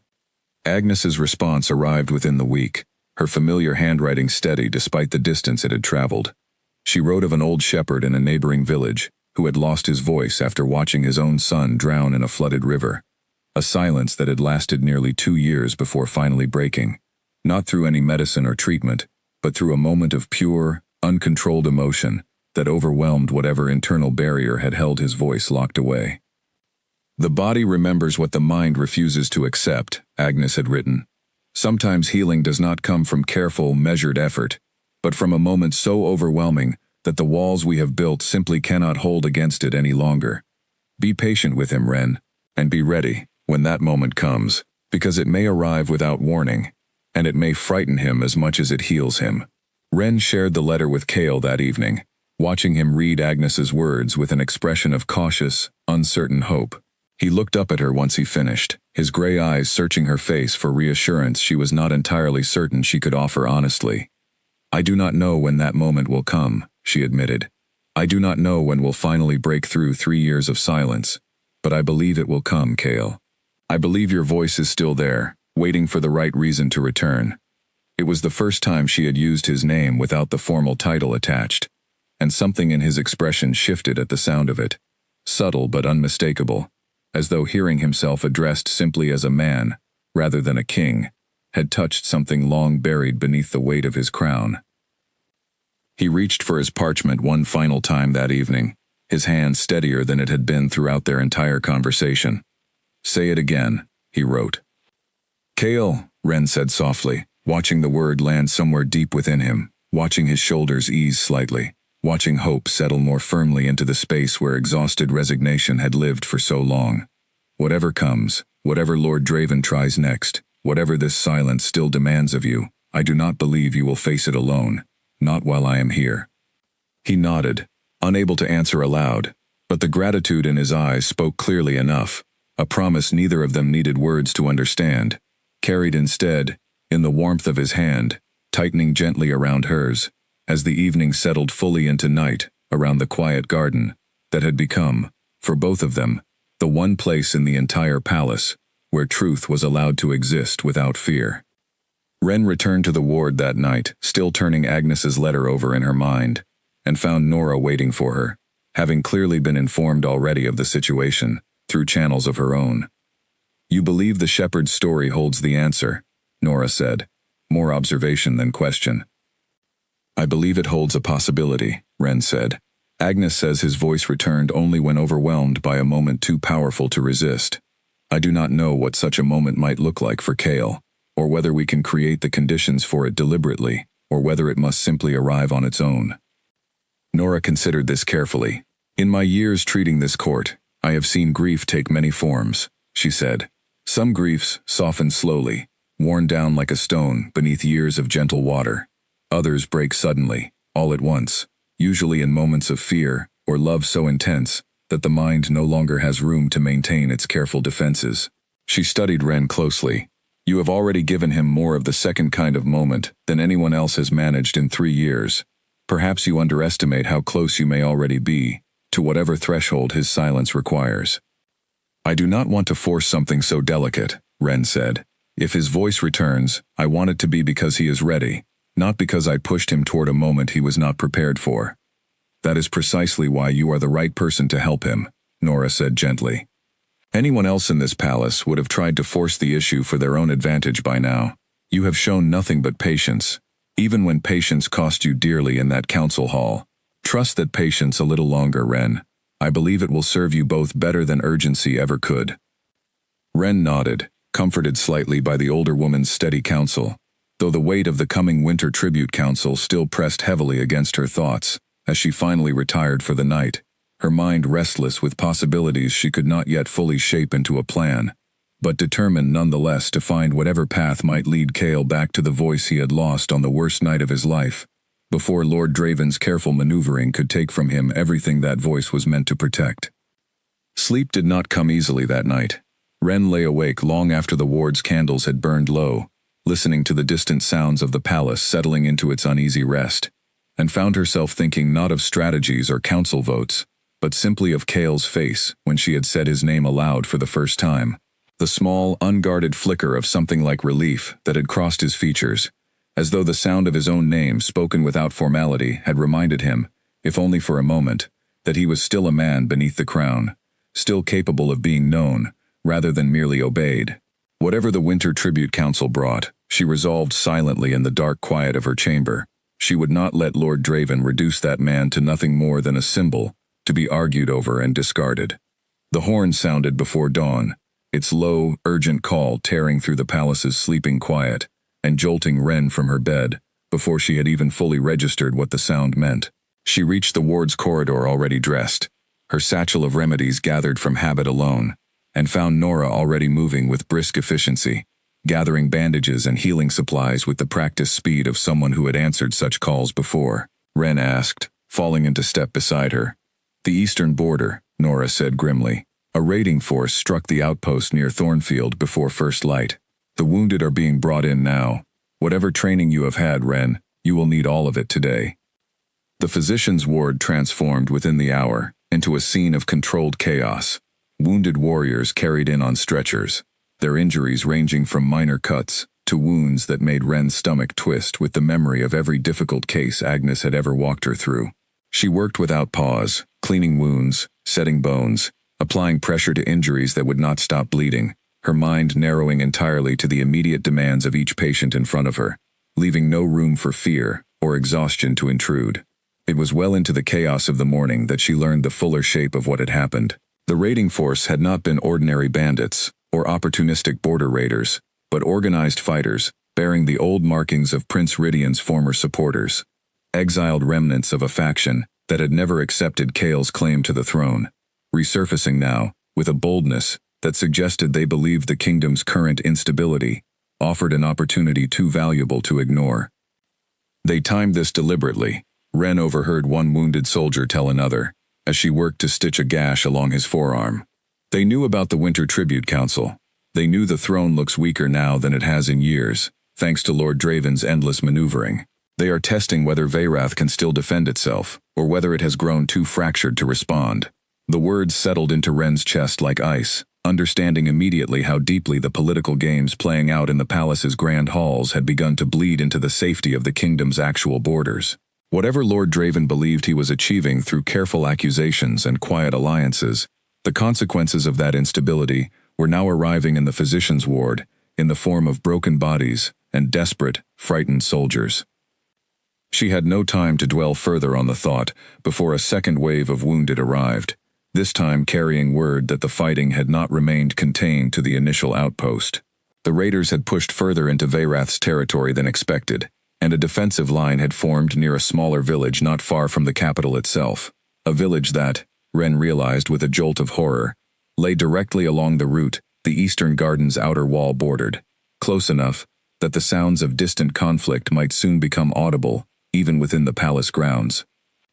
Cale arrived at the ward himself sometime past midday, dressed not in his usual simple chamber clothing but in armor that Ren had never seen him wear, his expression set with a grim determination that reminded her, for the first time since her arrival, that beneath his silence and his grief, he was still a warrior trained to lead armies, not merely occupy a throne.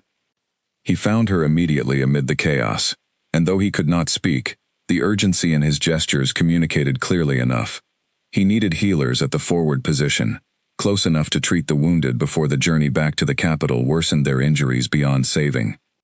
"I will go," Ren said immediately, already gathering her supplies. Nora caught her arm before she could move further. "It is dangerous beyond the palace walls today, Ren. You do not have to volunteer for this." "Soldiers are dying because the nearest healers are too far away," Ren said firmly. "I did not train for years under Agnes simply to stay safely behind walls while people who need me suffer for the distance. I am going." Cale studied her for a long moment, something fierce and protective warring visibly behind his eyes, but he did not argue against her decision, perhaps understanding, better than anyone, the particular stubbornness of someone who could not stand by while others suffered needlessly. He gestured for a contingent of guards to accompany her, and within the hour, Ren found herself riding toward the sound of distant conflict, her heart pounding steadily beneath a fear she refused to let slow her hands. The forward position, when she reached it, was every bit as chaotic as she had feared. Wounded soldiers gathered beneath makeshift shelters, the sounds of ongoing skirmishes still audible from beyond a nearby ridge. Ren threw herself into the work immediately, treating wound after wound with the same steady focus that had carried her through the morning's chaos in the ward, losing track of time entirely as the afternoon wore on. It was during a lull in the wounded's arrival that she first heard the shout of alarm from the ridge above, followed immediately by the sound of hooves and shouting voices closing in far too quickly for comfort. A small group of raiders, having broken through the main defensive line, had circled toward the forward position itself, seeking to disrupt the treatment of wounded soldiers and sow further chaos among Veyrath's forces. Ren froze for only a moment before instinct took over, pulling a wounded soldier back from the exposed edge of the shelter toward safer cover.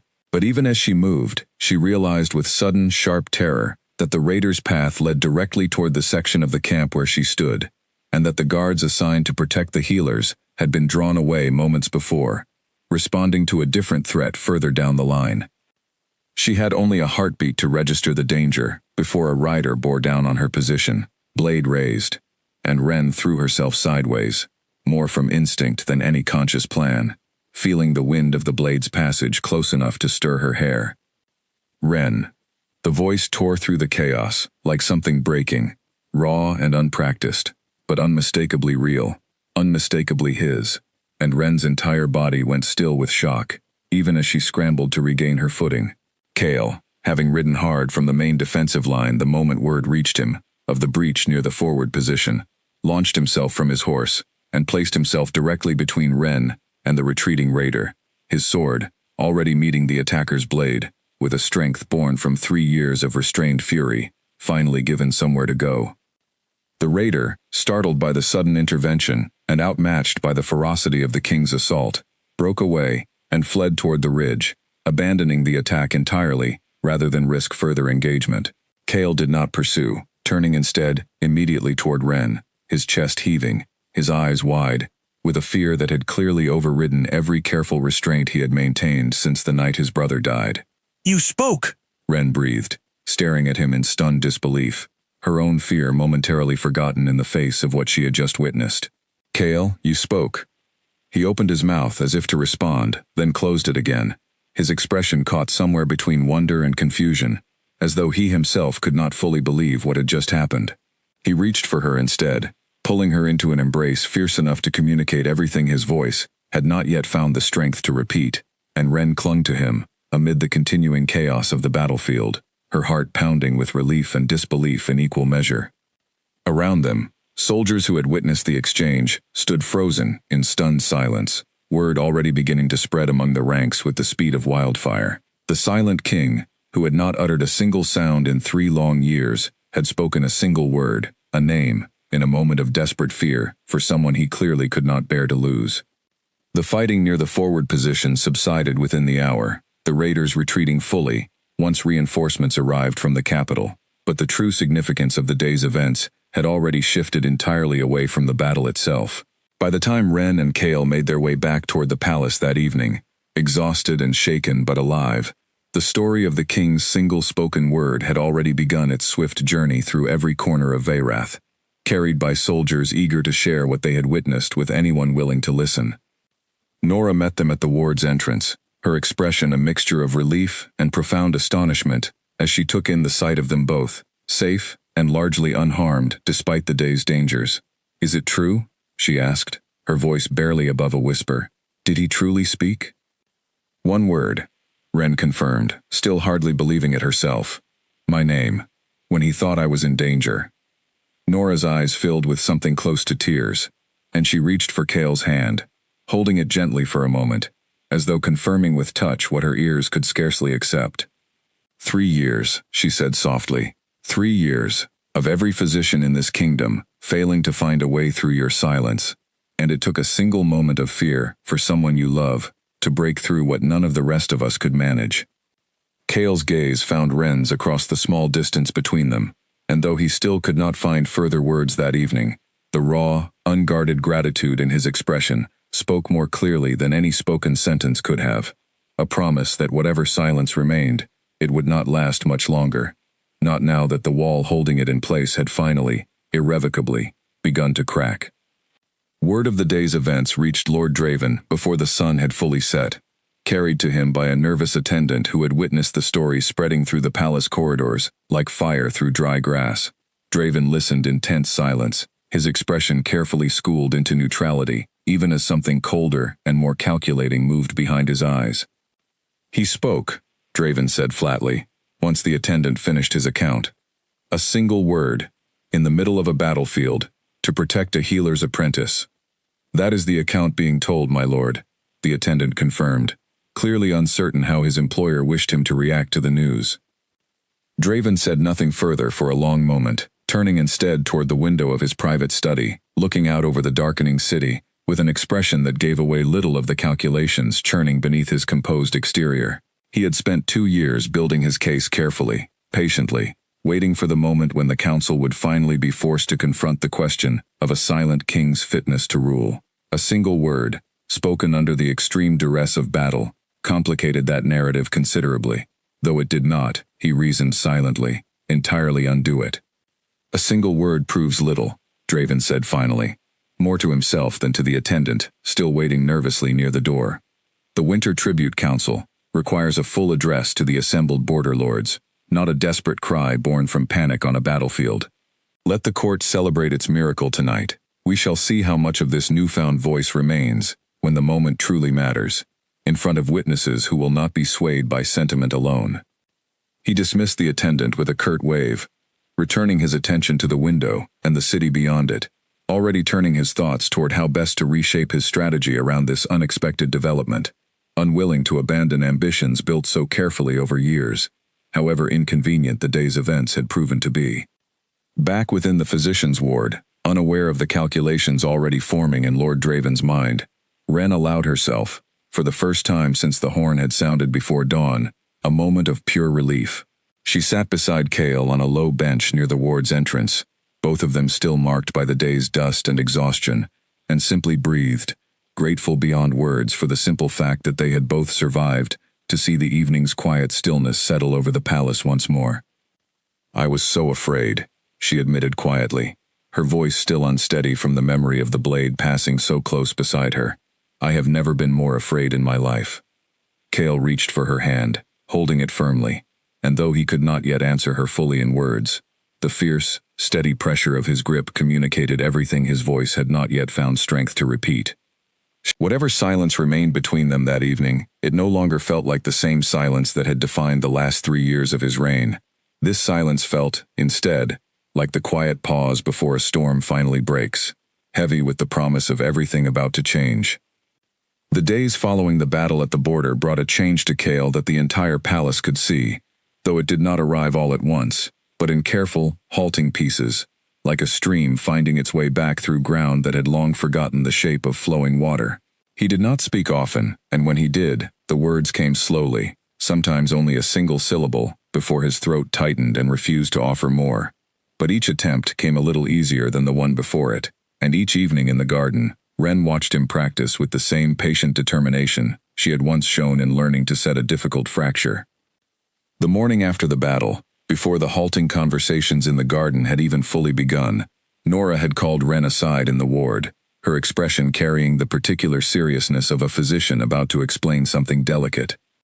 A voice recovering from years of trauma does not simply return the way a healed wound closes, Nora explained, laying out several old texts she had gathered from the archive.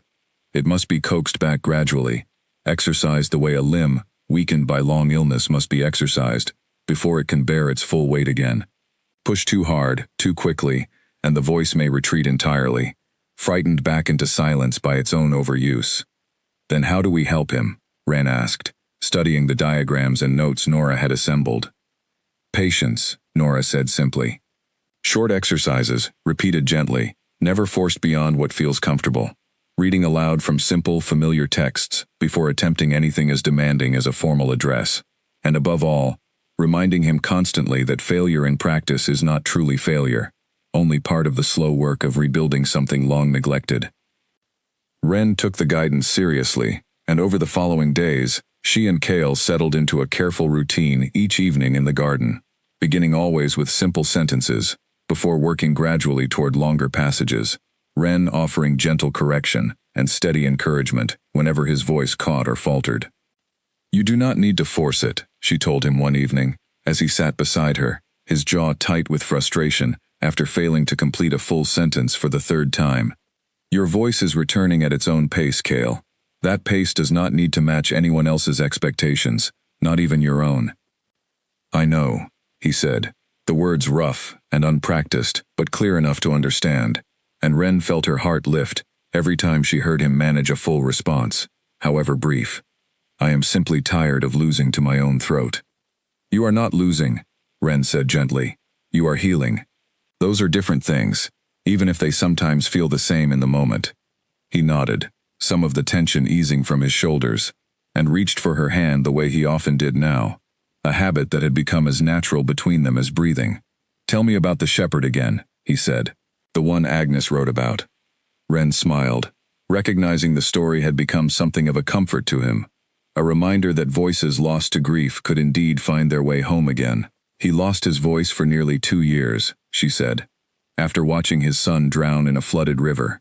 Agnes said no medicine reached him, no treatment eased his silence.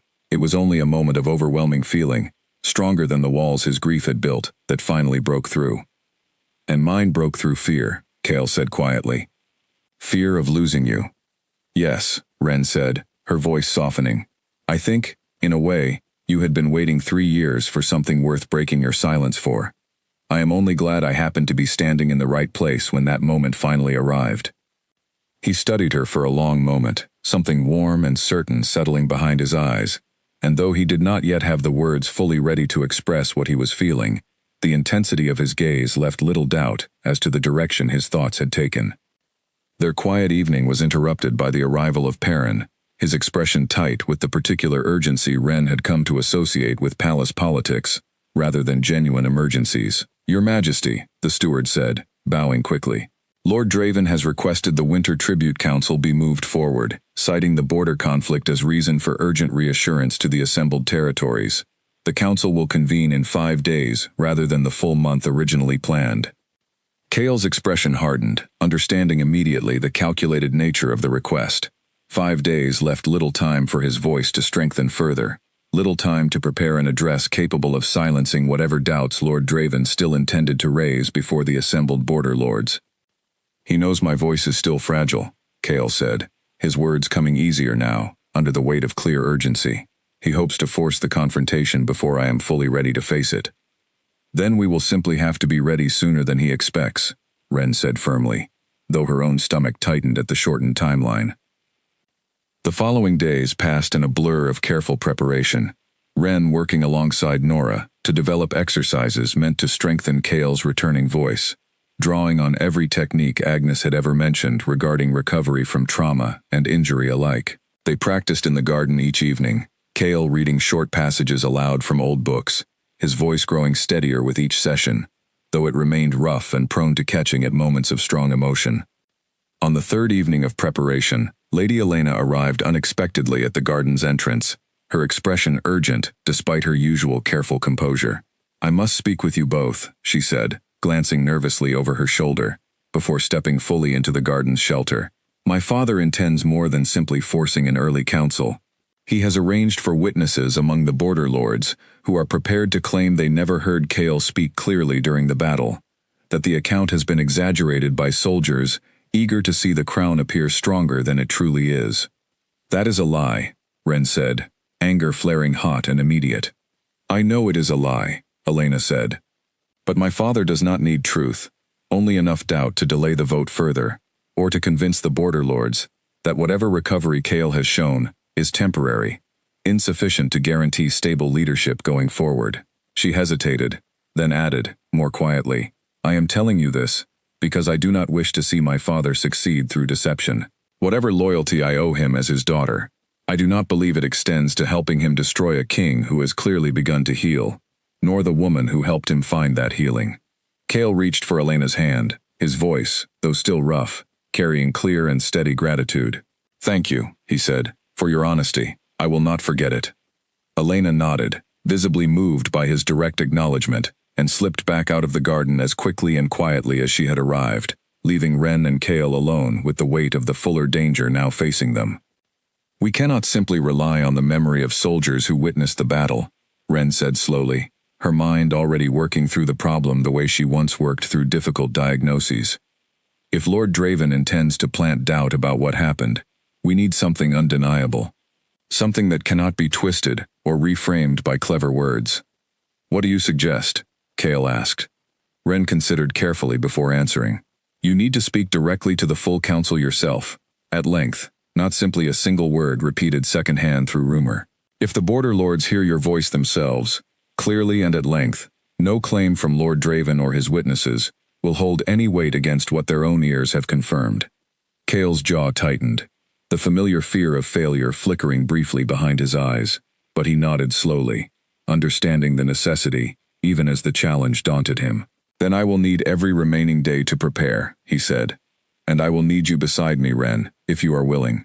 I do not think I could face that hall without knowing you stood somewhere within it." "I will be there," Wren promised, "every step of the way." The final days before the council passed in intense, careful practice, Wren and Nora working alongside Cale late into each evening, strengthening not only his voice but his confidence in using it, coaxing longer and longer passages from him until his words came steadier, more assured, carrying once again some echo of the commanding presence he must have possessed before grief had silenced him entirely. By the night before the council was set to convene, Cale could speak in full, measured sentences, his voice still occasionally rough at moments of deep emotion, but undeniably, unmistakably present. "Are you ready?" Wren asked him quietly, as they sat together in the garden one final time, before the following morning's confrontation. Cale took her hand, his grip steady and sure. "I do not know if I am fully ready," he admitted, his voice clear and warm, despite the honest uncertainty in his words. "But I know I am no longer facing this alone, and that alone makes me stronger than I have been in 3 long years. Whatever Lord Draven intends tomorrow, Ren, I intend to meet it with the voice you helped me find, and the truth neither of us has any reason to fear." She leaned against him, grateful and hopeful in equal measure, and together they watched the last light of evening fade into the deep blue quiet that had witnessed so much of their story unfold, both of them bracing themselves for the confrontation that would decide, once and for all, whether Kael's reclaimed voice would be enough to silence Lord Draven's ambitions forever. Perrin found them there, as full darkness settled over the garden, carrying with him a final report on the council's preparations for the following morning. He paused at the entrance, studying the two of them together, with an expression that had softened considerably since the tense early days of Ren's arrival. "The hall has been prepared, Your Majesty," Perrin said. "Every border lord who was summoned has arrived, along with a considerable number of curious nobles, eager to witness whatever tomorrow brings." He hesitated, then added, with unusual warmth, "For what it is worth, I have served this court through its darkest years, and I have not seen hope move through these halls the way it has these past weeks. Whatever tomorrow holds, Your Majesty, know that more of this palace stands behind you than Lord Draven likely believes." Kael inclined his head, genuine gratitude evident in his expression. "Thank you, Perrin. Your service these past years, even through my silence, has not gone unnoticed." Perrin seemed startled by the direct acknowledgement, and for a moment, something like emotion flickered across his usually composed features before he mastered it and bowed formally, retreating from the garden to leave them their final quiet evening together. Owen arrived shortly after, having drawn the evening watch near the garden's outer gate, and offered his own quiet encouragement before returning to his post. "The guards have been talking of nothing else but tomorrow's council," he said. "Whatever doubts Lord Draven hoped to plant, I think most of the palace already believes in what they witnessed at the border. Tomorrow simply needs to confirm what most of us already know to be true." "I hope you are right," Ren said, watching him retreat back toward his post, the weight of the coming day settling heavier over her with each passing hour. Alone once more, Kael turned to her, his expression thoughtful in the deepening darkness. "Whatever happens tomorrow," he said, his voice steady despite the uncertainty of the coming trial, "I want you to know that these past weeks, however difficult, however dangerous, have given me back more than simply my voice. They have given me back myself, the man I thought I lost entirely the night my brother died. I do not think I can ever fully repay what that has meant to me." "You do not need to repay it," Ren said softly. "Watching you find your way back has been its own reward, Kael. Whatever comes tomorrow, I am simply grateful to have been part of it." They remained together in the garden, long after the last candle had been extinguished in the windows overlooking them, neither willing to be the first to end the quiet, both of them aware that whatever the morning brought, this fragile, hard-won peace between them had already changed everything neither of them had expected to find. When at last they parted for the night, Kael pressed a gentle kiss to her hand, his voice quiet but sure. "Sleep well, Ren," he said. "Tomorrow, we face it together." "Together," she echoed, and carried the word with her all the way back to her small chamber, where sleep came slowly, tangled with hope and worry in equal measure, as the palace settled into its final quiet hours, before the council that would decide so much of what came next. The great hall of Veyrath had never felt so full to Ren as it did the morning of the Winter Tribute Council. Every border lord and senior noble gathered beneath its high stone ceiling, their murmured conversations filling the air with a tension that pressed against her chest the moment she stepped through the tall entrance doors. She found a place near the edge of the hall, close enough to see clearly, though Perrin had insisted, gently but firmly, that she remain among the observers rather than beside the throne itself. A matter of protocol, she understood, even if it left her feeling farther from Kael than she wished to be. Lord Draven stood near the front of the assembly, dressed in his finest ceremonial robes, his expression composed into careful, confident neutrality, as he waited for the session to begin. Lady Elena stood a short distance from her father, her own expression carefully unreadable, though Ren caught her eye briefly across the crowded hall, and received a small, encouraging nod in return. Kael entered from the private chamber behind the throne, dressed in the full ceremonial regalia of his office, and Ren felt her heart swell with quiet pride at the sight of him, straighter and steadier than she had seen him in all the weeks since her arrival. He took his seat upon the throne, and the hall gradually settled into expectant silence, every eye fixed upon the man who had not addressed a full assembly in 3 long years. Perrin stepped forward to open the proceedings formally, his voice carrying clearly through the hall. "Border lords, esteemed council, we gather today for the Winter Tribute Assembly, and to address, as requested, questions regarding the continued fitness of the crown to lead in the coming season." A murmur rippled through the hall at the pointed phrasing, and Lord Draven stepped forward smoothly, seizing the opening with practiced ease. "My lords, we have all heard the remarkable account from the border conflict several weeks past. A single word spoken under the extreme duress of battle. I do not dismiss the significance of that moment. But I put to this council a fair question. Can a single word, spoken in fear and chaos, truly satisfy the ancient requirement that our king address this assembly directly, clearly, and at length, as tradition demands of any ruler seeking to lead us through the challenges of the coming season?" Several border lords nodded, murmuring among themselves, and Wren felt her stomach tighten with anxious anticipation, watching Cale's expression remain steady, despite the weight of the challenge laid so directly before him. "I understand the council's caution," Cale said, his voice carrying clearly through the hall, steady and unmistakably present, drawing a collective gasp from those who had never before heard him speak at length. "3 years ago, I lost my brother on the night of my coronation, in a duel meant only for ceremony, never intended to end in tragedy. I lost more than my brother that night. I lost my voice, my confidence, and for a long time, I believed I had lost the right to lead this kingdom at all." The hall fell into absolute silence, every noble and border lord listening intently, many visibly stunned by the directness of the admission from a king who had spent 3 years hiding behind careful, guarded distance. "I did not recover my voice through medicine, or through the passage of time alone," Cale continued, his tone growing steadier with each sentence, drawing strength visibly from the act of speaking itself. "I recovered it because a healer's apprentice, who arrived at this palace by pure accident, refused to let me carry my grief entirely alone. She listened when I could not speak. She stayed when others feared to. And when my silence finally broke, it broke not from weakness, but from love, from a fear of losing someone I had come to care for more deeply than I believed myself still capable of feeling." Lord Draven's composed expression faltered slightly, sensing the direction the king's address was taking, but he held his position, waiting for an opening to reassert his challenge. "I understand this council's concern for stability," Cale continued, rising now from his throne to stand before the assembled lords directly. "But I ask you to consider what stability truly means.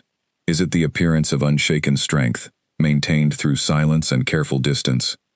Or is it a ruler who has faced his deepest grief honestly, who has allowed himself to heal rather than simply endure, and who now stands before you prepared to lead with both the strength of his position and the wisdom earned through genuine, hard-fought recovery?"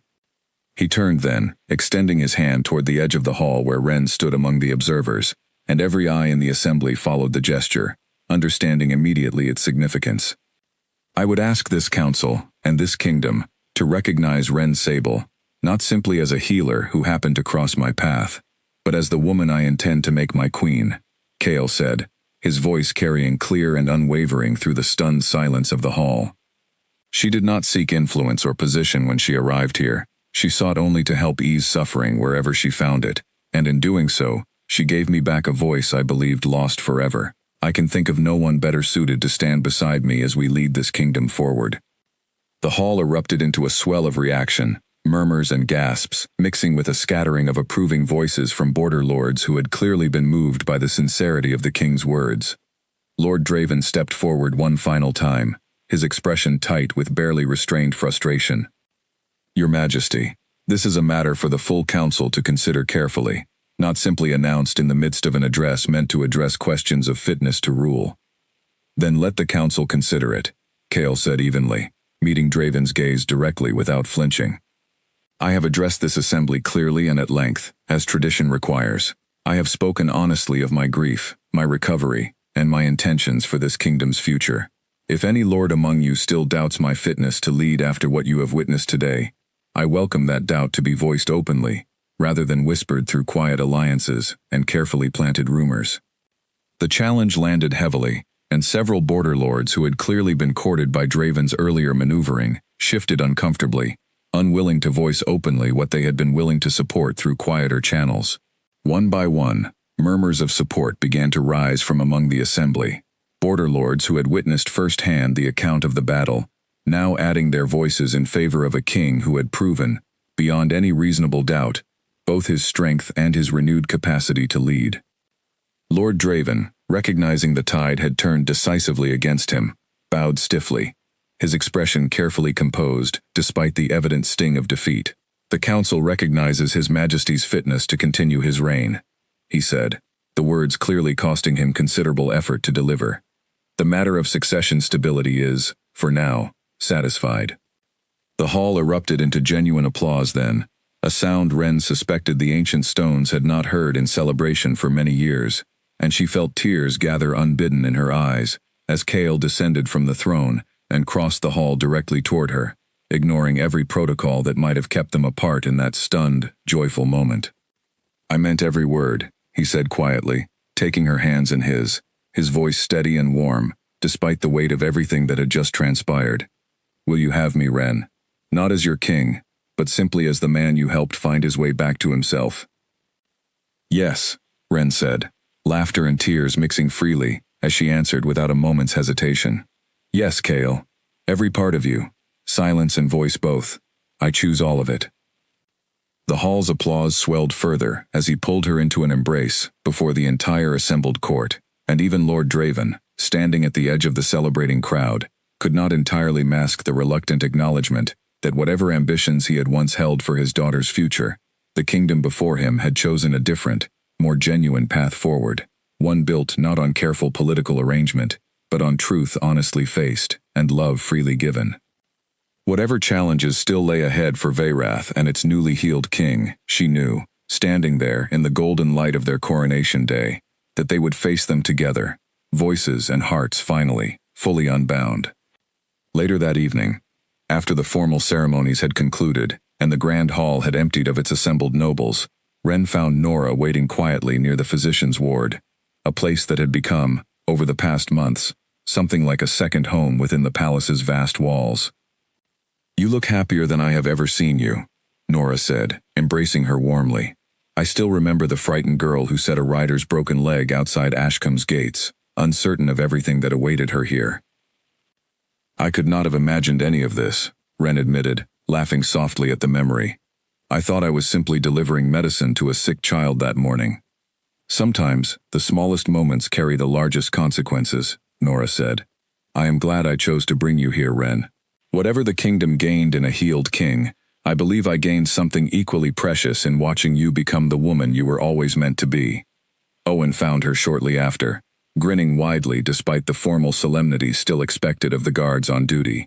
"I told you not to be afraid of him," he said, recalling their conversation from the earliest days of her arrival. "Though I confess, even I did not imagine it would end quite like this." "Neither did I," Wren admitted, smiling at the memory of his early counsel. "Thank you, Owen, for your honesty that first week. I do not think I would have found my footing here half as quickly without it." Lady Elena approached as well, her expression warm and free of the careful caution that had marked their earlier meetings. "I am glad to see the kingdom in such capable hands," she said. "Both of yours." "Thank you for your courage," Wren said, remembering the risk Elena had taken in warning them of her father's schemes. "I do not think we would have faced the council so successfully without your honesty." Elena smiled, something lighter in her expression than Wren had seen before. Perhaps this kingdom needed a reminder that honesty, however difficult, always serves it better than careful, quiet deception. I am simply glad to have played a small part in that lesson. In the weeks that followed, Veyrath began to change in ways that rippled far beyond the palace's grand halls. Chaol's voice, once lost to grief, grew steadier with each council session, each public address, each quiet evening spent with Wren in the garden that had witnessed the earliest, most fragile beginnings of their bond. He established new protections for healers and physicians throughout the kingdom. Inspired, he told the court openly, by the woman who had reminded him that true strength lay not in silent endurance, but in the courage to be honestly, vulnerably human. Lady Elena, freed at last from her father's careful ambitions, found her own path forward within the court, eventually taking on a role advising the crown on matters of border diplomacy, her honesty and integrity earning her a respect that had nothing to do with her father's name. Lord Draven, though never fully reconciled to the outcome, gradually withdrew from active scheming, recognizing at last that the kingdom's loyalty had shifted too firmly toward its healed and honest king, to be reclaimed through quiet maneuvering alone.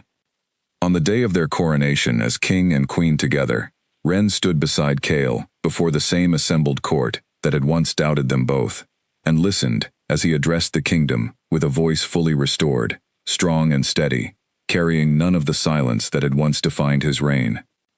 3 years ago, I believed silence was the only way to survive my grief, Kael told the gathered crowd, his voice carrying clearly across the hall and beyond, to the city gathered outside the palace gates, to witness the historic day. I have learned since then that true strength is found not in silence, but in the courage to speak honestly, to grieve openly, and to love without fear of what that love might cost. I owe that lesson to my queen, who arrived at this palace by accident, and who has since become the very heart of everything I hope to build for this kingdom's future. Ren took his hand as the crowd's cheers rose around them, carrying with her every memory of the quiet garden evenings, the shared grief, the desperate battlefield fear that had finally broken through years of silence, and the simple, steady love that had grown between them, despite every obstacle placed in their path. Whatever challenges still lay ahead for Veyrath and its newly healed king, she knew, standing there in the golden light of their coronation day, that they would face them together, voices and hearts finally, fully unbound.